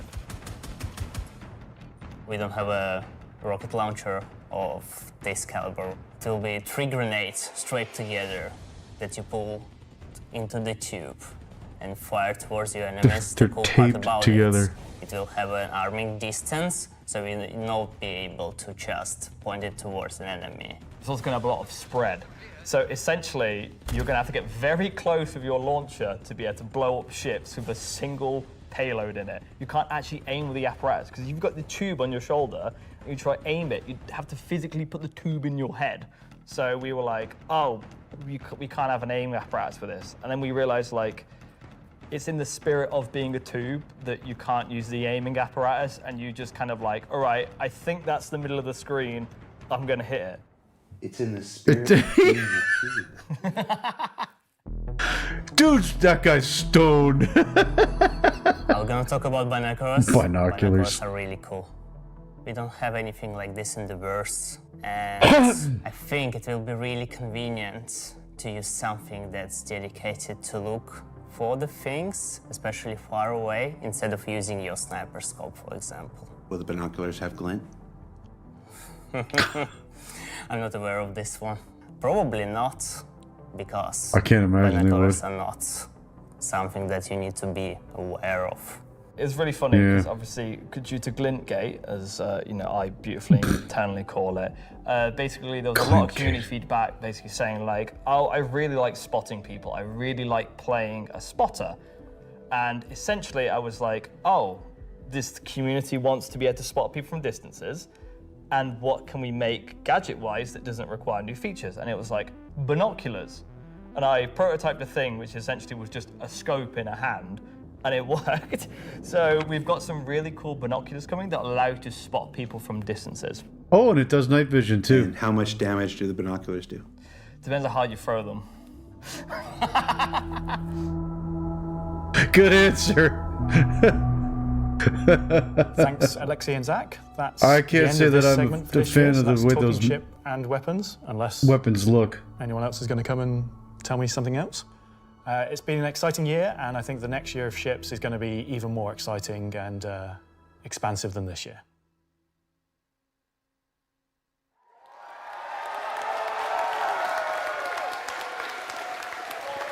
Okay, cool. Yeah, there he is right there. The middle of the screen. Well. Not looking so stoned now. That is an eclectic bunch of combat ships for the verse, and they're all available right now up on the Guy looks like Big RobertsSpaceIndustries.com Fry. store. Also, any minute now, there's going to be a PTU drop that includes all three, so you can fly them now ahead of their release next week when Alpha 432 goes live. 3 combat ships. I wonder if they'll have any additional uses This might be coming perfect up later in timing. the show. That's a hint. Yeah, All right, I'm sure it what will. else can I shill? Oh, there's merch. We've got these cool new Levski desk mat things. These are That's always actually a popular. nice desk mat. I'm gonna have to There's some replace mine Levski eventually metal because posters on the it store, never and sat of flat. course, Oops. Love them or hate them, but you can't avoid them. Whoop. There's this cool new Wickelow's Emporium T-shirt. All right, Yeah. folks, we're going to take a slight There's also quick a page published edit earlier break. today with a I'll be bunch of back in a links to split offerings second from from our your third-party perspective. partners, I have a from 20-year-old eye dog trackers that's to giving me gaming the chairs eyes, to and I voice know I don't packs have time to to wait, spaceship so models from new give me a partners second. like Planet Ring And we're Pigeon back. Spaceport and more. You can find all of that on the RSI Uh-oh, website as there we well. go. And what else can I show? Oh, for those of you who are at watch parties, where is it? Challenge coins. Who doesn't love challenge coins? There's these lovely Levski-themed challenge coins if you're attending one of the 9 official watch parties around the world. There's also a digital one of these in the goodies pack, so you check those out. Don't leave today without getting your Levski challenge coin. All right, what else can I show? Now I'm kind of tired of showing. All right, let's find out some more about where we are. Simon, can we move? Can we do? Oh, yeah. Look at that. Okay, here we go. Pardon me. Here we go. Excuse me. Hi. How you doing? That was my best angle. Hey, I had to be careful. Last year I took 3 steps and tore a muscle. All right, so this is the 9th floor of CIG Manchester's Manchester office. That's This is the room where we have lunch every day, and if you get here early enough, croissants, if the weapons team hasn't stolen all of them. Okay. Over here, we got some cool mannequins representing different aspects of the game. You got the ever-present Hurston security armor over here. That's really cool. You know, I'm not got going to your lie. I don't Duster's think we really armor needed the right filler. here. You got I mean, this it's guy Jared from a game that we're doing not what talking Jared about does, today. which is all Marine fine and armor, dandy, yeah, it's all but pretty cool. come on. And then when you come over here, got a nice little Show me some more recreation stuff. area. There's some sim pits over there for people who need to test that kind of stuff. We got this cool That's cool. Gary, Bengal carrier. Come over here, shoot it. Go down the nose here. Watch this. Very cool. I'm gonna go over here. Can you see me? People sitting there in the room must be like, oh, this Hi, is Mom. cringe. All right. God. So yeah, and what are you doing, Richard Towler? All right. I thought John went to Washington D.C. Let's see what else we got. We got cool Voyager bar here. This is where we get all kinds of breakfast goodies, coffee, stuff like that. Hey, who remembers the big coffee controversy of 2016, where everybody took to Reddit and pondered the question: do devs deserve coffee? I do. You want to see what next year's big controversy is? Check this out. I'm gonna come over here. Do devs deserve coffee? Welcome to the Stargarita machine. There you go. Yeah. To be fair, people were getting ridiculous about that. Do devs deserve Is that frozen is my deliciousness? funds that I put into this game really going towards I coffee don't know. makers? Go to Reddit and let us know. Like, yes, All right, let's see. yes, Let's it go is. here. Competition. Oh, competition winners. We have the list of competition winners. Can we put that on the screen? Yeah, there sorry, we go. competition winners. Remember the competition for the CitizenCon winners? The people made the videos, and we gave them a Kruger L21 Wolf. We actually have the names. They're behind me. Look. No. Oh, for God's sake. All right, that's cool. Oh, Jared, never stop being you. Oh, somebody's supposed to save me pizza. All right, so we got... Oh, you guys saved me a lot of pizza. Let's see, there's like 3 different kinds of pizza here. What if we just combine them into like a challenger situation here?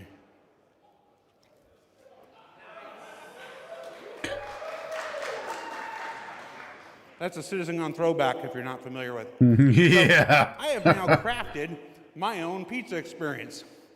And that is a terrible segue into our next segment. Gemma, can we, Gemma, you there? Yes, Jared. Can we fire up the FPS crafting segment while I try to chew this off camera? We sure can. Go, BT. Go, BT. All right, so here we are. We're going to get some information on crafting. All right. They were making a big deal about this last CitizenCon, but we haven't seen Star much on it Citizen, since. At its heart, will always be an enormous sandbox experience where you can set out to tackle the universe in whatever ways you want. But that doesn't mean we can't shape parts of the universe here and there to better suit our needs. That goes for both you and us.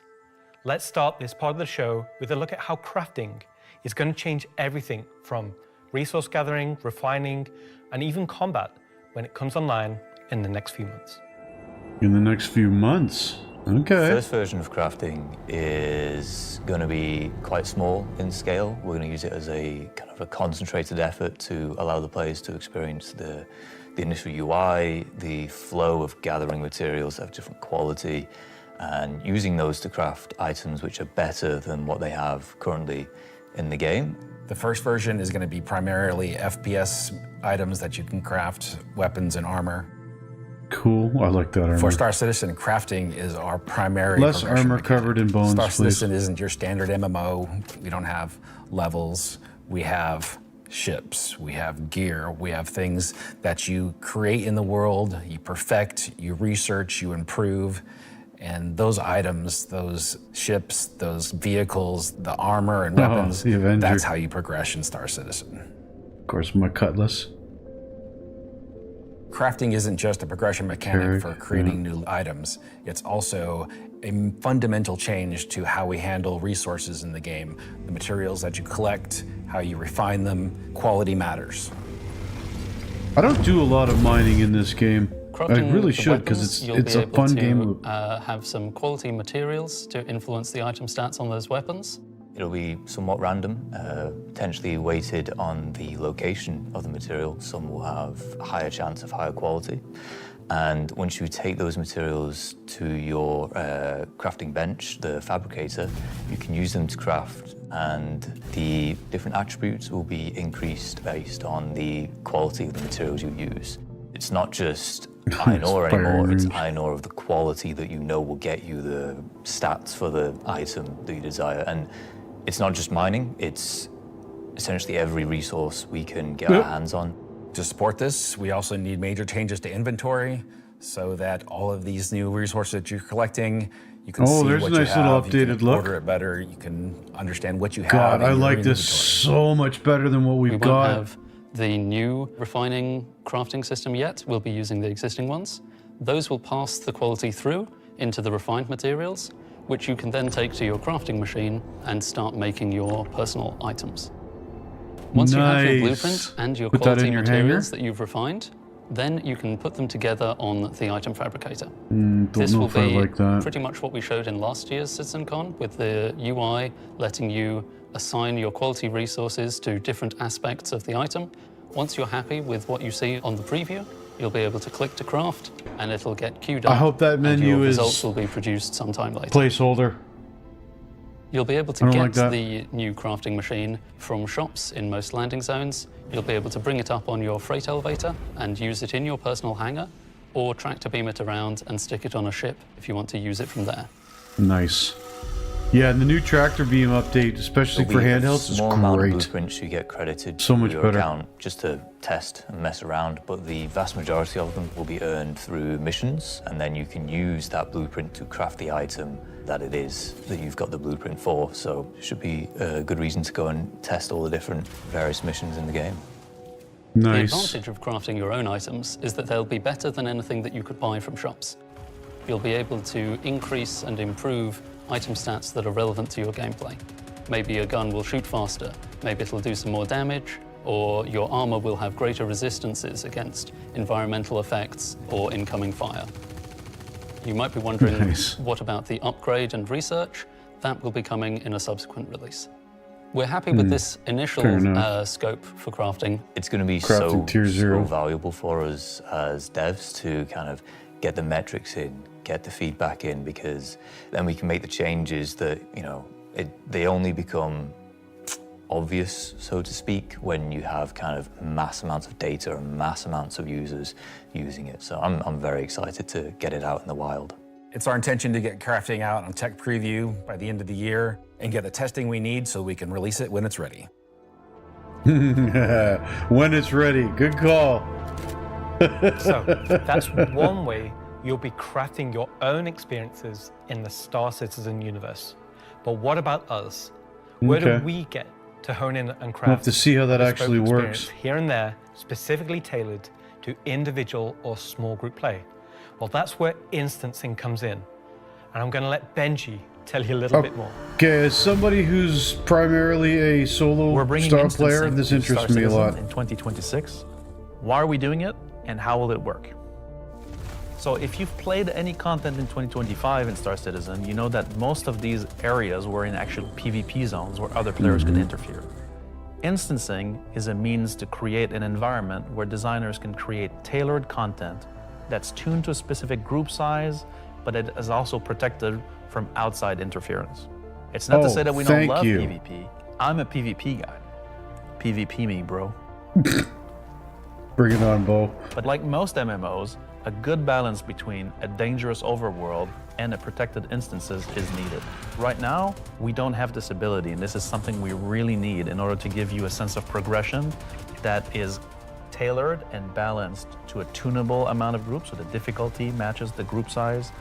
There's a beginning and an end. It doesn't mean that that doesn't fit in our overworld strategy, meaning getting to the instance is dangerous, exiting the instance is dangerous, or can be interfered with others. But at least when you're playing the content, we can actually make something that's curated for one experience. I like that. I hate being in the middle of the ASD and another group shows up.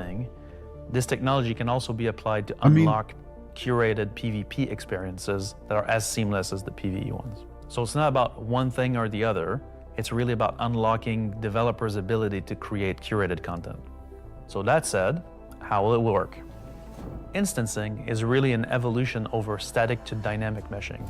We want your instances to be as seamless as your instance hangars, meaning that when you take an elevator, you exit the elevator, you're inside the instance.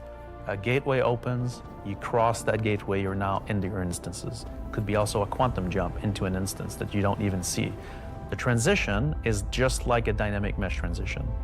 And so throughout the universe, we will be able to add these areas that are open or closed instances that allow you to join in either with a party and have a reserved instance for your party. I like that a lot. Or join an open instances that has a number of slots. And so some of those areas will be completely instanced on different servers. This allows us to leverage the compute power of the entire mesh.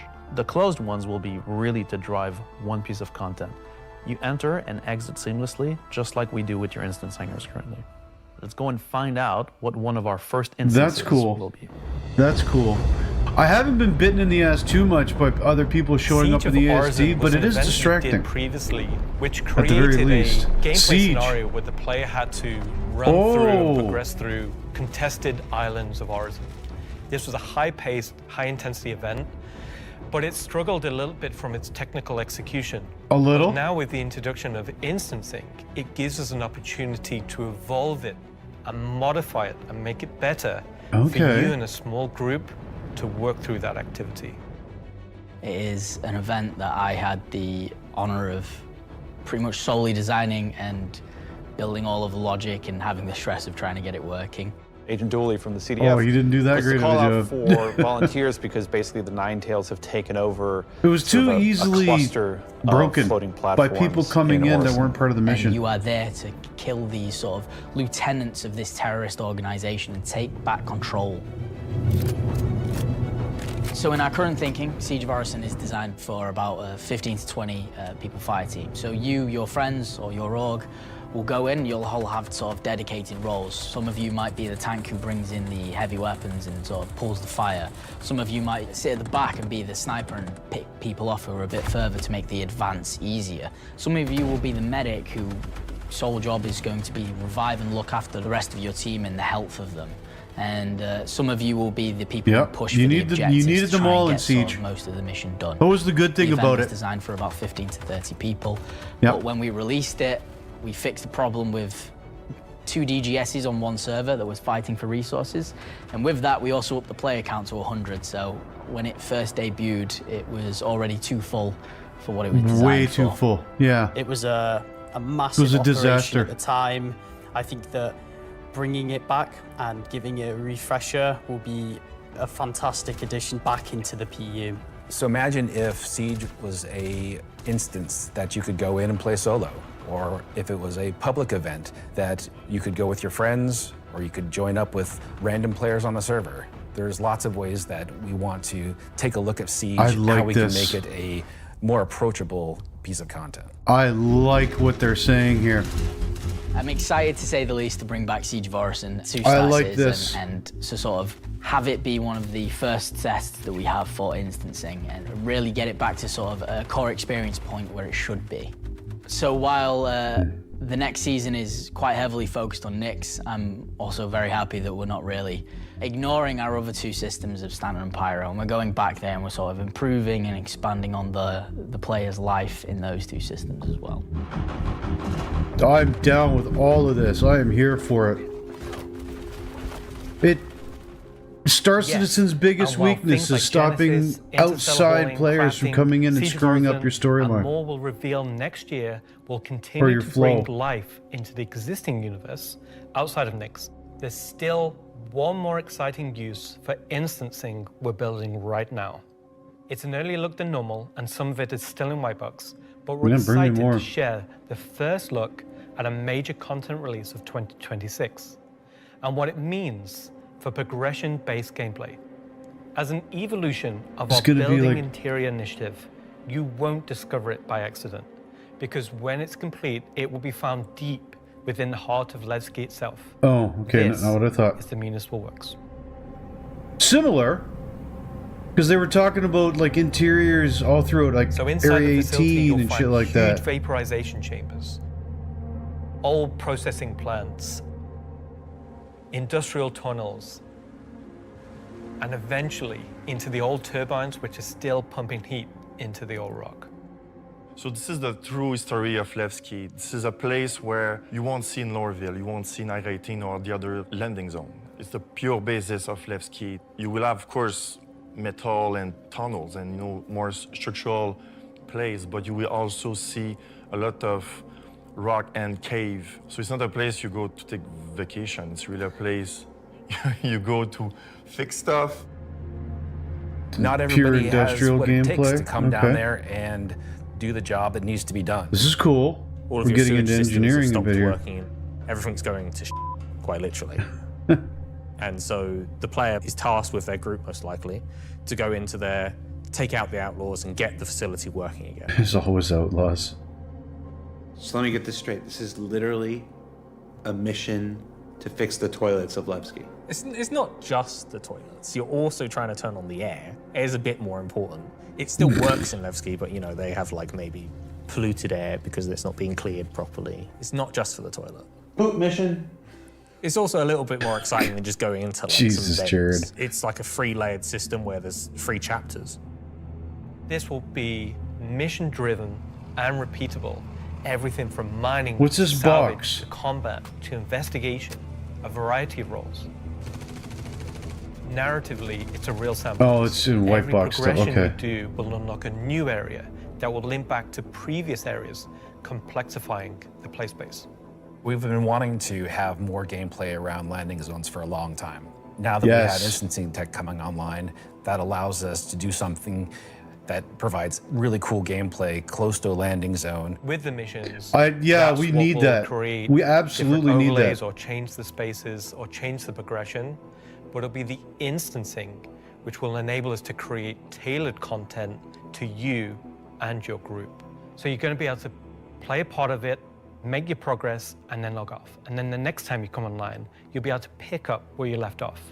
It's going to allow I players like to that. return back to it at different states. I like that, and I like depending it on a how lot. much you've progressed, and be able to keep it going until you've reached sort of the end of the whole 3 chapters.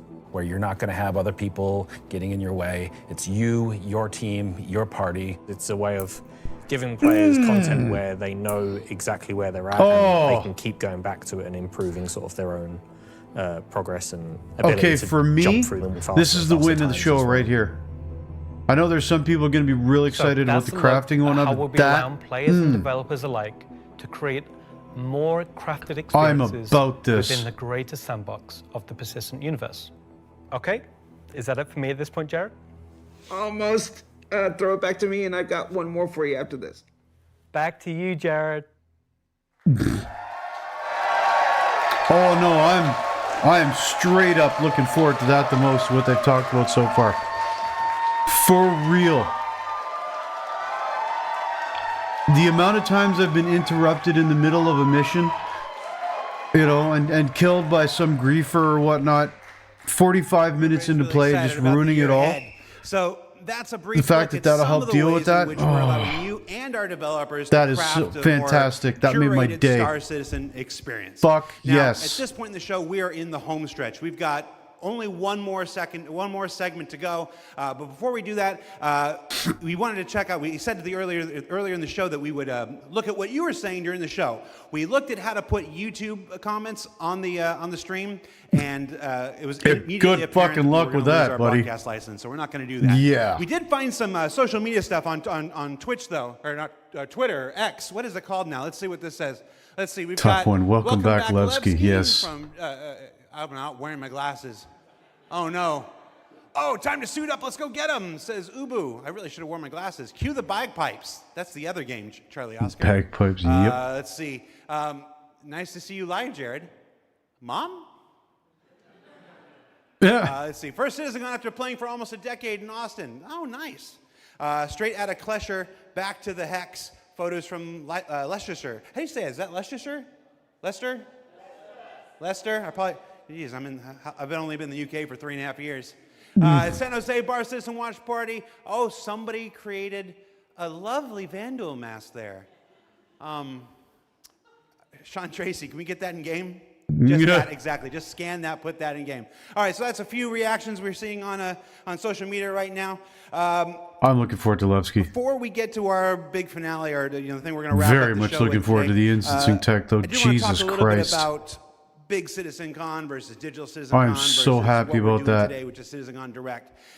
Every year, CitizenCon is a monumental task for any number of people, whether that's development, marketing, the support teams, the platform teams. Everybody comes together to make this thing happen and go off, hopefully without a hitch. And so far, we've been doing all right, other than some stuff in the room here. You know who you are. I didn't know. But doing CitizenCon is not always the easiest thing for our developers. You might not assume this, but most game developers are not social butterflies. They tend to like to sit quietly in the dark at their computers, like little goblins, and just make digital virtual worlds like this. And then I come in all happy and like, hey, you want to be on video? And they're like, no. And I'm like, it's in your contract. And they're like, oh yeah.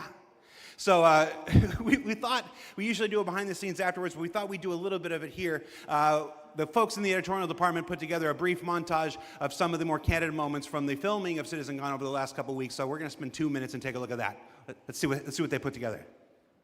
How many CitizenCons have you performed in now? Performed? Just the one. Nope, my first one. One last year. 2. Dude's got a deep 8. voice. Or 9? Maybe 9 or 10? Last year. Man, I don't know, man. Did you like doing it? Yes, I was completely terrified. It was good. A bit stressful. The first live one, I was a mess. He was. Of going from insane He absolutely highs to insane was. lows. Live ones. Because? It's over. The live ones are pretty special. Pre-samp's always fun, but the live events are special, aren't they? Remember we were at that weird crack house in Ancos? Right. I like the live ones. Oh, I mean, I love these digital ones. These are the best. Every time I've done it, it has been a digital one, and I'd like to do one on stage. Is it because you have a restraining order against you, or? Didn't know if I was going to be sick, if I was going to lose my stomach. How hard is it to keep your eyes open on stage? That's not a problem with the lights. They're kind of, I'm realizing through this sentence that I'm closing my eyes as I speak. Do I do that a lot? I am a very shy individual, so this is me just trying to get out of my shell. Getting the crowd to react to the ideas that we've been working on for so long. We can react. Watch. Everybody. Yay! I can feel your passion from here. Cut the camera. Counting you down in like 30 seconds. I'm like, do I stand up? Do I sit down? Do I drink? Do I not? Do I talk? This will be the best one yet. That's right. Because it's nice and short. Is this all supposed to be usable content? Because I could be different. Of all your nicknames, why is Moist Master your favorite? I think you mean least favorite, and because it has the word moist in it. I mean, come on. Sounds good. Do All right, one. let's get started. Moist Master. So for those of you watching at home or at the watch parties, you're like, why are we showing that? I put that in there because I'm eternally grateful for all of the CIG staff and developers who take the time to appear on these things, whether it's ISC, SCL, CitizenCon, walk on stage, be pre-recorded. It's not the easiest thing for everybody. And on behalf of the community, if I can speak for them in this regard, I want to say thank you for participating in these things each and every fair year play. that we have them. Now, let's wrap things up here. So, let's see, how do I want to do this? At this point, we've only got one major story left to tell. But before we do that, we wanted to do one more check-in on something we started last year. Last year, Rich Tyler took the stage and presented his roadmap to 1.0. And we didn't want to go an entire That's year where we without finally talking learned to the what their senior game director end himself, game to get his update on for a that final 1 year game later. was going to So be. we're going to throw it to him, and we're going to go to our last segment, and when we come back, we'll say our goodbyes, and if you're at a watch party, it's time to get... I was going to say... that's not a word I can say on the camera. Let's just go. Let's just throw it back to me. Go to me from 1 week ago. I don't know why, but I keep leaning forward like this. Must have spent half this video probably out of the camera frame. I apologize, folks. I get into Star Last year, Citizen. Senior Game Director Rich Tyler took to the stage and revealed our plan for 1.0. Now, before we end this year's CitizenCon Direct, we wanted to take a few moments and follow up on that reveal from last year, to do as we've done today and look at the year ahead. So, Rich, thanks for taking the time to join us. Well, you're welcome. All right, so we're going to jump right into it. Everybody knows the only constant in game development is change. So I'm going to ask you outright, what's changed about the road to 1.0? Well, fortunately nothing. It still remains our North Star.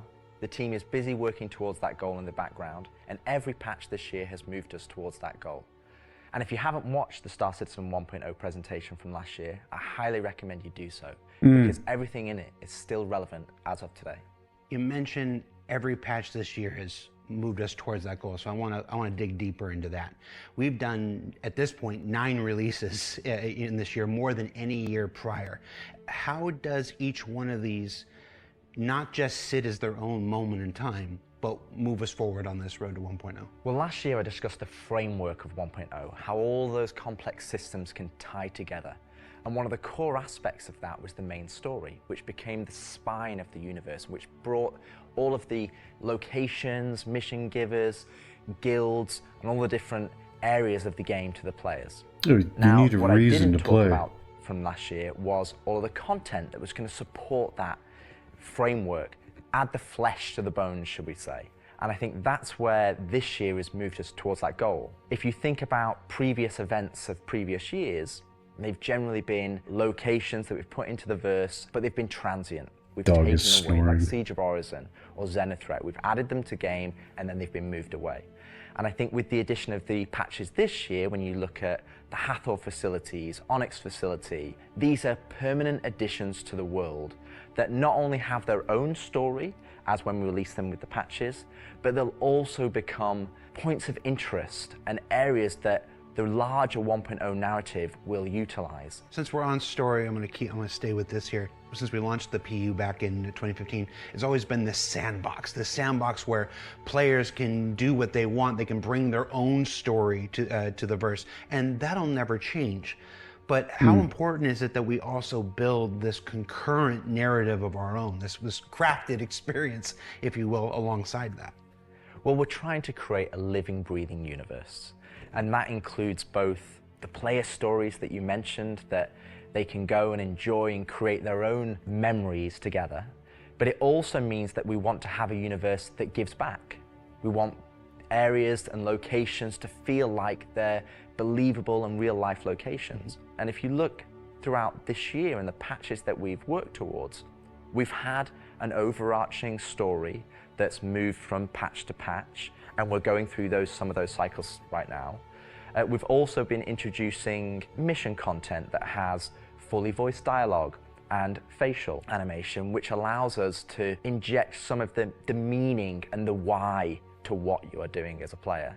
And I think story is integral to Star Citizen as a connective tissue that ties all of these different complex systems together, because it takes players on that journey throughout the game. To see this big turn this year to start injecting story into the verse, I think people are really responding to it. So everybody knows, and you mentioned just now that this year we changed a whole lot about how we operate and how we release things. How do you think that's gone? I think it's gone very well. I think if the mantra that I've always been pushing this year at the beginning of January was patch always goes. And I think this year has seen a different development strategy for how we've been moving the game Definitely forward. been a noticeable That's where difference this year. Different strategy has allowed us to really take a wider approach. And we also have to remember that Star Citizen is played by tens of thousands of players every day. And while we have lofty future goals, we still have to make decisions right now that make the game fun for the people that are playing it all the time, playing it as their daily game. If you look at previous years, we've had to hold a patch back, we've had to make concessions, mainly due to around a feature may not have been ready or right to go into there. There were 3 months, 4 months, sometimes 5 months between Exactly, patches. and I don't think that's good for anybody. I don't think it's good for the players. No. I don't think it's good for the development team. I think it's No, better people to start have getting regular angry. cadence of drops. One good example is this year for A Line of Mine. People probably don't know, but A Line of Mine, when you turned on the laser, it was actually supposed to reveal the sandworm Valakar. And I played it, and it didn't hit the quality that I wanted to go into the game. So we changed, and I took it out, and I made that decision alongside Chris and Erin, and we've held that back, and we're going to work on that towards a future patch. But I think definitely the more regular cadences has had the multiple benefits, and like I said, I want to dispel a myth right here, right now. Like, features are still being worked on quite heavily in the background, from radar and scanning in FPS, the new quantum, to inventory, engineering. Yeah. I'm surprised we haven't heard anything about and all engineering, of those really. features are going to be coming very, The very soon CitizenCon. for players to get their hands on. And, you know, I'm going to be honest, I'm not going to sit here and say that if I was to go back to the start of the year, I would hope that we would have released more features. But I also think every decision we've made this year has been through the lens of making the live experience as stable and as good as possible. Absolutely. All right, so that's a bit about the year before. And the year before has been, I've said this before, I've said it internally, I've said it out there, I'm gonna say it right now again on camera. I think this has been the best year of Star Citizen ever. And I'm willing to I'll agree. look I right in the will camera agree. and say that. The player That's numbers a are up, lot engagement rougher numbers are times. up, the length of the play sessions are up, bug numbers are down, 30K is gone. It's not been a perfect solid year. by any CitizenCon stretch, but it isn't is CitizenCon way without better. talking about the future, so I want to move us to the future. We've talked about story, we've talked about this more diegetic, immersive universe and adding voice lines and stuff like this. But where do we go from here? Obviously that continues, but what more are we going to do to make this universe seem alive and real and breathing? I think the biggest thing is to start having that conversation be two-way. So if you think about this year, like you mentioned, we've been having fully voiced NPCs, but a lot of those missions and those NPCs, they're talking to you, they're talking at you. Right. You don't get to talk back to them. Now, obviously, you get to interact with them through your actions. You get to go and do their mission, and you get to move that along, and then they talk to you again. But it's a one-way conversation. We're missing that conversation wheel. Exactly. The next part No, we would used be to have that. physical mission givers. That's something that we're going to be working towards very soon, with Battaglia Yes. being the first one coming back. Battaglia, I mentioned her earlier. And just to be clear, we'll be bringing all the mission givers I liked her. eventually back. I like that And mission. We want them to be an integral part of the verse and the story that players go and enjoy. We want the locations to be brought to life, and as we mentioned last year, we want to have interactive scenes that you can go and be part of. And obviously the full end goal is towards, to have cinematic stories in the game, and that is what we're going to be pushing towards. Everything we do, every decision we make is through the lens of moving us closer to 1.0. It might sometimes be difficult to see why those decisions have been made at the time they've been made, but rest assured that Star Citizen 1.0 is still our North Star. That's what we're still aiming towards, and that's what we're going to be moving forward with every patch next year as well. And remembering Cool. when mission givers were first introduced, they sometimes became a bottleneck. Is there a role in instancing, which we learned about earlier today? Is there a role for instancing? I gotta imagine. Helping with mission givers? Yes, partially. It will be one mechanism that will allow us to have players go to their own individual area of the verse, have that conversation, and then go and continue on into the open world environment. So I think that's where, when we look at instancing provides us one tool that allows us to remove that bottleneck and provide a more seamless experience. I wonder how, though. You said that, because that's one of our last topics I want to get to. I wonder how that's is going to work. How we reconcile instancing with the persistent universe. Like, for the last 10 years now, we've been building this giant, seamless, persistent universe where everybody can come in and play together. And it would be easy to have a first instinct reaction to the idea of instancing and say that's antithetical to everything that Star I don't Citizen. think so. But you mentioned I don't last think so. year these three pillars of I can building see Star what they're Citizen. talking about. And I want to know, you said nothing changed, but I want to ask you about this specifically. What are those three pillars again? And how does instancing fit within the greater design of Star Citizen? Because don't forget, So they the have three to pillars I cater to mentioned some of the last solo year players. were Majority of open people world. won't be playing with groups. That's just like the missions you love today. You can go and play, there's other players there, and you can go and enjoy that together. Then we have instancing, which I'll talk a bit about more, but similar to municipal works that we've talked about previously. And then the third pillar was dynamic content, which would be content that's generated by the activities of the players. And I think it's very easy to become myopic around one specific thing when we're talking about it a lot, when it's the next stage of our development. And I think you could reverse it. If we'd have made a game that was all instance, and then I'd come on camera and said, hey guys, we're going to start doing it open world, it would be like, oh, is the game changing? Are we doing open world now? Is open world the new He's not wrong. North Star that's He's going to not take us wrong. this way? And it's not. Fair It's just play. one more tool that's going to allow us to offer different and dynamic experiences for players to go and engage in. It all Now, depends when on I how it talk about feels in game. Instancing It really isn't does. always what you'd imagine as a solo instance experience where it's only just you. We're going to have several different versions of instances. Some are going to be closed instances, which will be like the new player experience. We'll be able for you to go in by yourself, for us to teach you the ropes in a safe environment so that you can understand how to play the complex game. Yeah, this game is definitely going to need But we'll something like also that. have open instances like a cantina or a bar where we might say, hey, we only want 50 people to come in here because we've got mission givers and we've got other NPCs for you to talk to, and you would just walk in and it would be seamless. You wouldn't know that there was an instance, you're not going to get a loading screen, you would just seamlessly walk into that location, it would be full of other players and NPCs, and you can go and enjoy the content. And that's, I think, something that instancing is going to provide us. I wonder It's if it'll gonna be give us a based on tool group to size, offer like by default. different dynamic content or curated content. I would say. Excuse me. It allows us to create experiences that are different to the open world experiences that we've already made. And it's not to say that we won't continue our open world development or only do instance content. It's going to be a mix. And like I said, this is one of the pillars that will move us towards 1.0. We will eventually work on dynamic content that will move us towards 1.0, and all three of those pillars will interweave to create the full Star Citizen experience. All right, so we've hit a lot of Again, the the topics. instancing is what's got my attention this CitizenCon. And FPS crafting coming to By tech far. preview soon, stuff like this. We've talked about Engineering tech instancing preview, and cool. how that's going to work Coming within soon. the universe. But I want to ask you this one last big one. It's very easy to say Star Citizen is this kind of game and that kind of game. Those of us who spend our days making it know better. It's an everything game. It's everything we can make it game. It just is. But at the core of this, It's a second still life in space. spaceships. You know, that life of spaceships. What more can you tell us about spaceship gameplay in the future? What can you give us? What can you tee up for us to look forward to for those of us who are really into Star Citizen for the spaceships?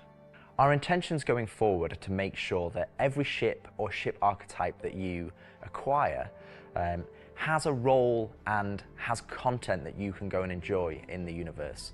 For example, right now I know that we're working on more robust mining missions, more robust salvage missions. We're going to be working on refueling missions.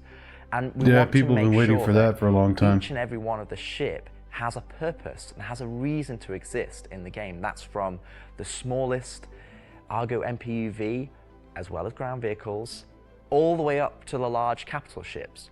We want to give them purpose, and I think it's something that we are absolutely aware of. We want to make sure that we're building that spectrum of content to allow players to go and I would engage hope you'd be aware of and I think that. 2026 is going to be a very good year for Star Citizen, and I think there's going to be something that's very interesting and something that a lot of people have been waiting for. But rather than me spoil it, I'll let Ian and the team go into the details on that. Get a twinkle in his eye. Ian, take it away. Okay, what do we got here? I don't know if anything's going to beat instancing for me. That's going to change things drastically. But without maybe feeling like it is. So the persistent We'll see. universe has existed I'm really for interested over in 10 seeing years how now. that goes. During that time, we've created lots of gameplay systems. We've added hundreds of locations. We've added lots of mission activities for different purposes: combat, cargo, mining, salvaging. But for combat ships, the only thing you've been able to do is fight other combat ships. In 2026, this changes. We're going to be delivering a spaceship focused activity space which incentivizes the use of different gameplay roles. These are going to be scenarios where you're going to have to plan and strategize and create operational tactics to overcome your objective. So what you're going to see is very early. It's early in the pipeline process, and it's going to come online about mid next year. But we're really excited about the content we're creating, so we want to share with you a super early look at what we're building in a space we're calling Tactical Strike Groups. Tactical flight groups, okay. I wonder if this is going to end up being like theaters of war, though, that never actually made it into the game. The People's Alliance are still trying to get to the bottom of what this new faction is really doing in the Nix system. They've sent a capital ship to check out a station and run it into more than they can take care of themselves. Unfortunately, God, that something's team came under stabbing attack my left and members shoulder. of their groups were taken hostage. Now they've reached out to Intersec, who've reached out to you to help recover the pilot. Of course, it's unwise to do this alone, so you'll need to put a team together to attack the station. No, nothing stuck on my shirt. When you arrive, you will have this big asteroid, kind of broken asteroid, and on this you will have this base where you will find three big arms. You will see in the middle, you will have this big energy core. Everything here has a purpose. It's not just for the show, just something nice to see. You'll see a People's Alliance-owned Idris that's just on the outside, and it's going to be getting harassed by this unknown faction that you have met before. Okay, so there's actual full security in first this objective system. here They have is an to clear interest up even. ships. There'll be waves Alright. of these ships, so this is what Maybe you it want won't be your like light Pyro. or your medium or your heavy fighters, whichever playstyle you prefer. Okay. So while one part of your group is dealing with the fighters, now it's time to actually assault the station.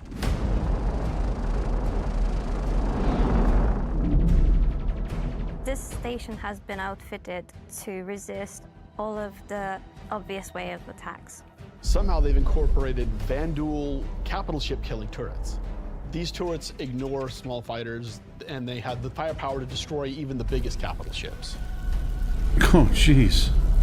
Your Polaris and your Idris, if you get it close, it will get shredded. The idea of these is so we can sort of make it so we can mix up that ship combat, and not everyone can just bring the biggest ship and win just because they have the biggest ship. Yeah, fair play. This is obviously going to be very geared towards You have orgs. to send out your best pilots to navigate the superstructure and take down anything that may damage your bigger ships. So at this point you're thinking, destroy the turrets. But it's not that easy. This turret has shields that you've never seen before. It won't take any kind of damage. Your missiles won't do anything, your lasers won't do anything, your ballistics won't do anything to them. But like everything, they do have a weakness. You have to cut the power to their shields. To do that, that actually brings you to your first objective, the power relays. So the exterior has a number of power relays that are holding the doors closed so that you can't get in. You have to find them, you have to target them, and you have to destroy them. But it may not be as easy as it seems. Here's our first wrinkle. The power relays have their own shields that are resistant to energy-based attacks. We know how much you like using laser repeaters, but so do these guys. Capital ship can't get close enough because of the turrets. So ships with explosive or ballistic ordnance will be needed here. That's torpedo ships like your Retaliator or Gladiator, or even another fighter with ballistics loadout. That's going to take you a while. Yeah, I see that they're making this more and more complicated though, so I wonder how well this is actually going to work when it comes to group play. Taken down, the station opens up. And this is where things get really cool. Now it's time for you to fly your ship inside the station. Yeah, you, in your ship, fly into the superstructure of this station. How cool is that? I feel like this is a proud dad moment. We're just going to call it what it is. It's a trench run. Trench run. Bring it on.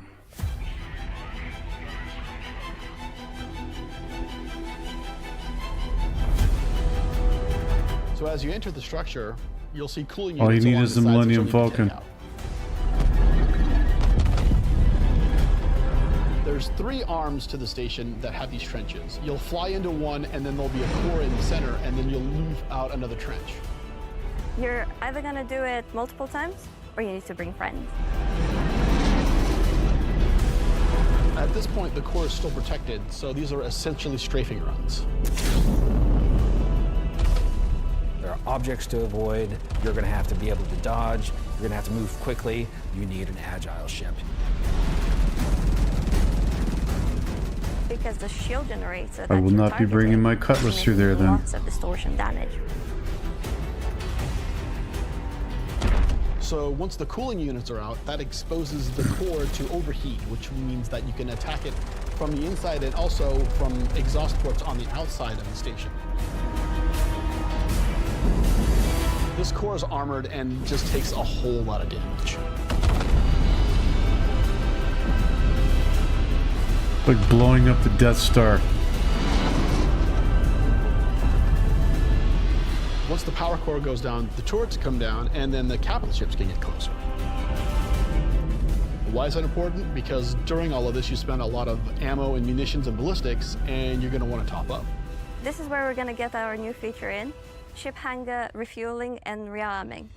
You're gonna be able Nice. to land in the hangar of select ships and be able to use the same interface as you are right now at stations to refuel and rearm. It's That's specifically for ships fantastic. like the Idris and the Polaris and other ships that are designed to have other ships land inside them.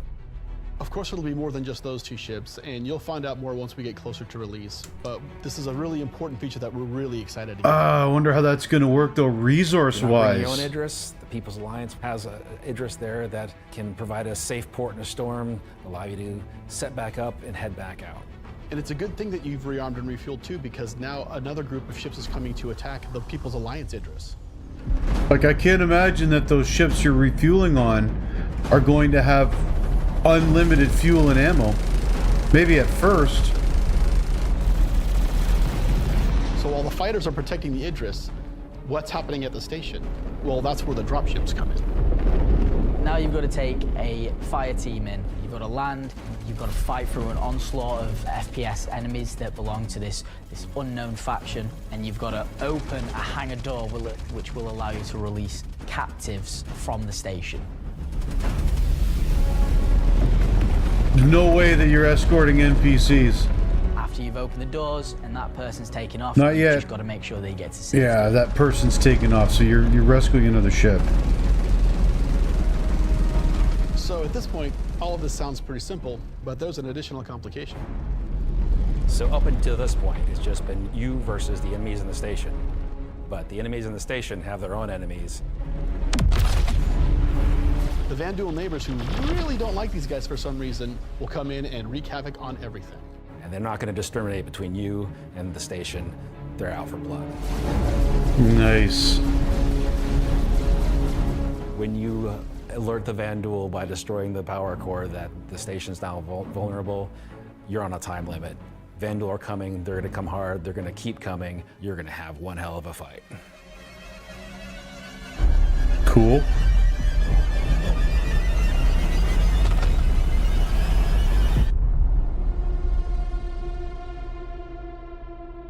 What was that? That shot that... A new Vandal capital ship.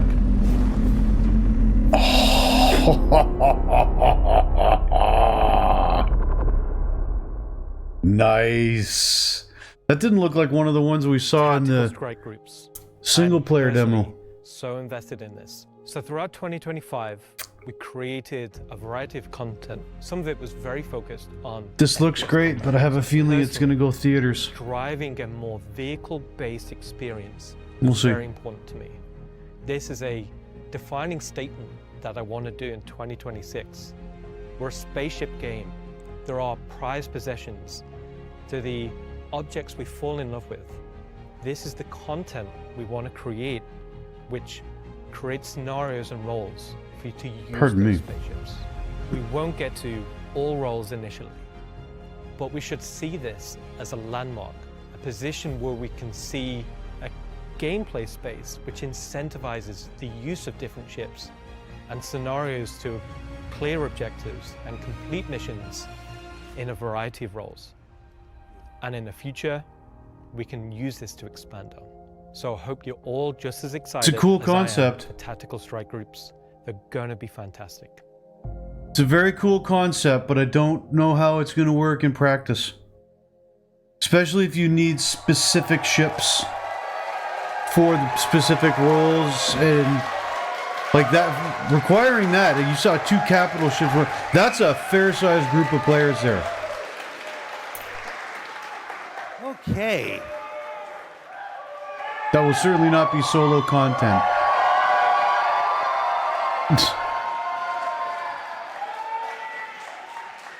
Why do you still have the puppet? John, come home. All right, so tactical strike groups. You know, it's been a long road for the last 10 years that PU's been around. We've done lots to build stuff for mining ships and for salvage ships, and as Rich said, we're currently building out even more for those, and our first refueling missions coming online in 2026. But combat missions. Aaron Roberts. Hi. Aaron Roberts. Aaron Roberts. Just come up, random mode. People have been looking forward to refueling missions for a long time too. Place that we can begin to build. I mean, the Starfarer was one of the first ships in the game. Operations, And there's still no gameplay for it. They called dungeons. It's really exciting for me, and that's why we're ending the show this year with that. So yeah, that's been CitizenCon Direct. Thank you for taking the time to share this with us. Again, this is just a glimpse at some of what's coming in 2026. I've seen the Twitch chat and the YouTube chat like, oh, you're spoiling everything.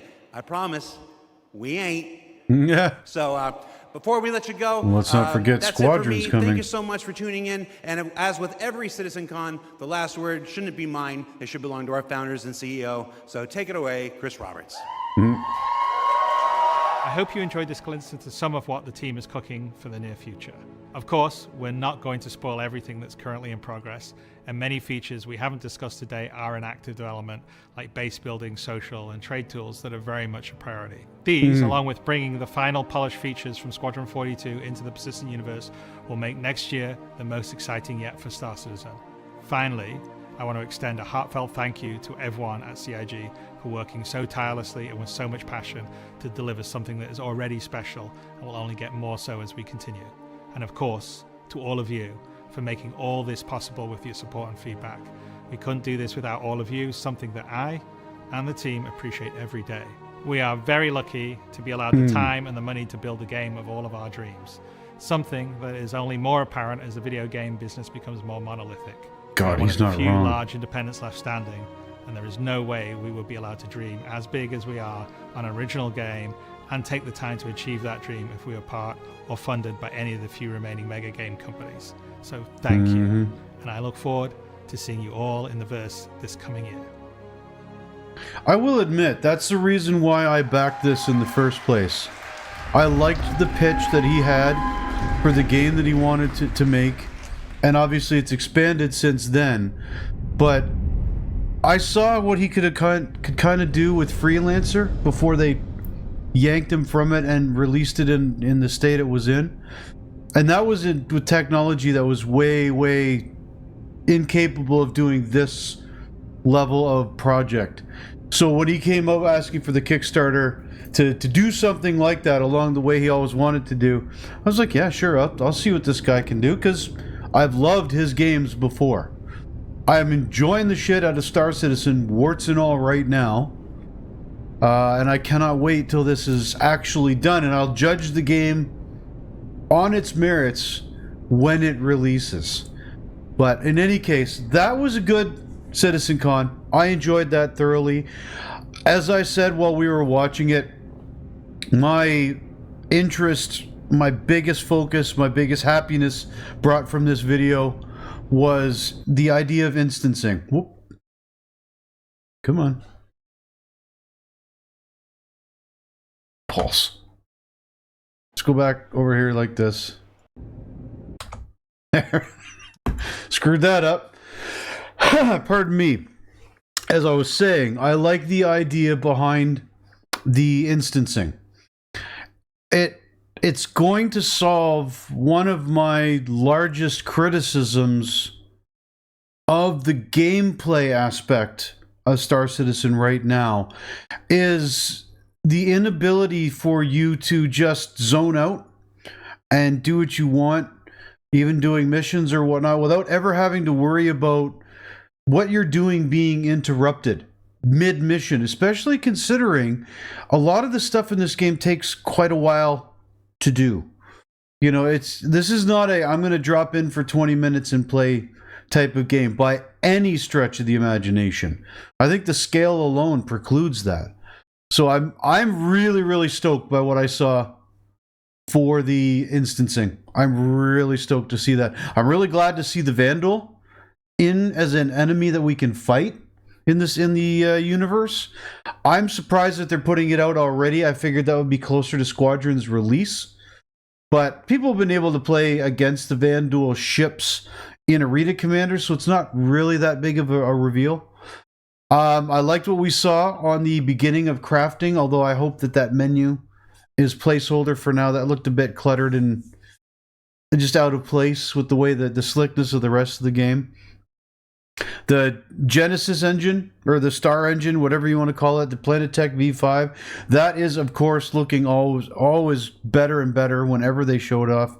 And being the absolute graphics whore that I am, seeing this game that looks fantastic already get better, yeah, bring it on. Again, I liked everything that we saw here.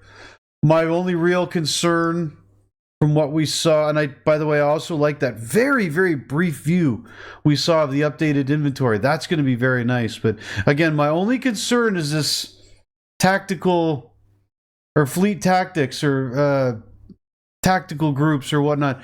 This last little section, I wonder how well that's going to work in practice. It feels a lot like the things they were saying about theaters of war, which we've got parts of in the game now, to be fair. The Hathor facilities and the orbital platforms bringing the laser down, that was all kind of part and parcel of theaters of war, but it didn't end up going into the game in the way that they said it would by any remote closeness.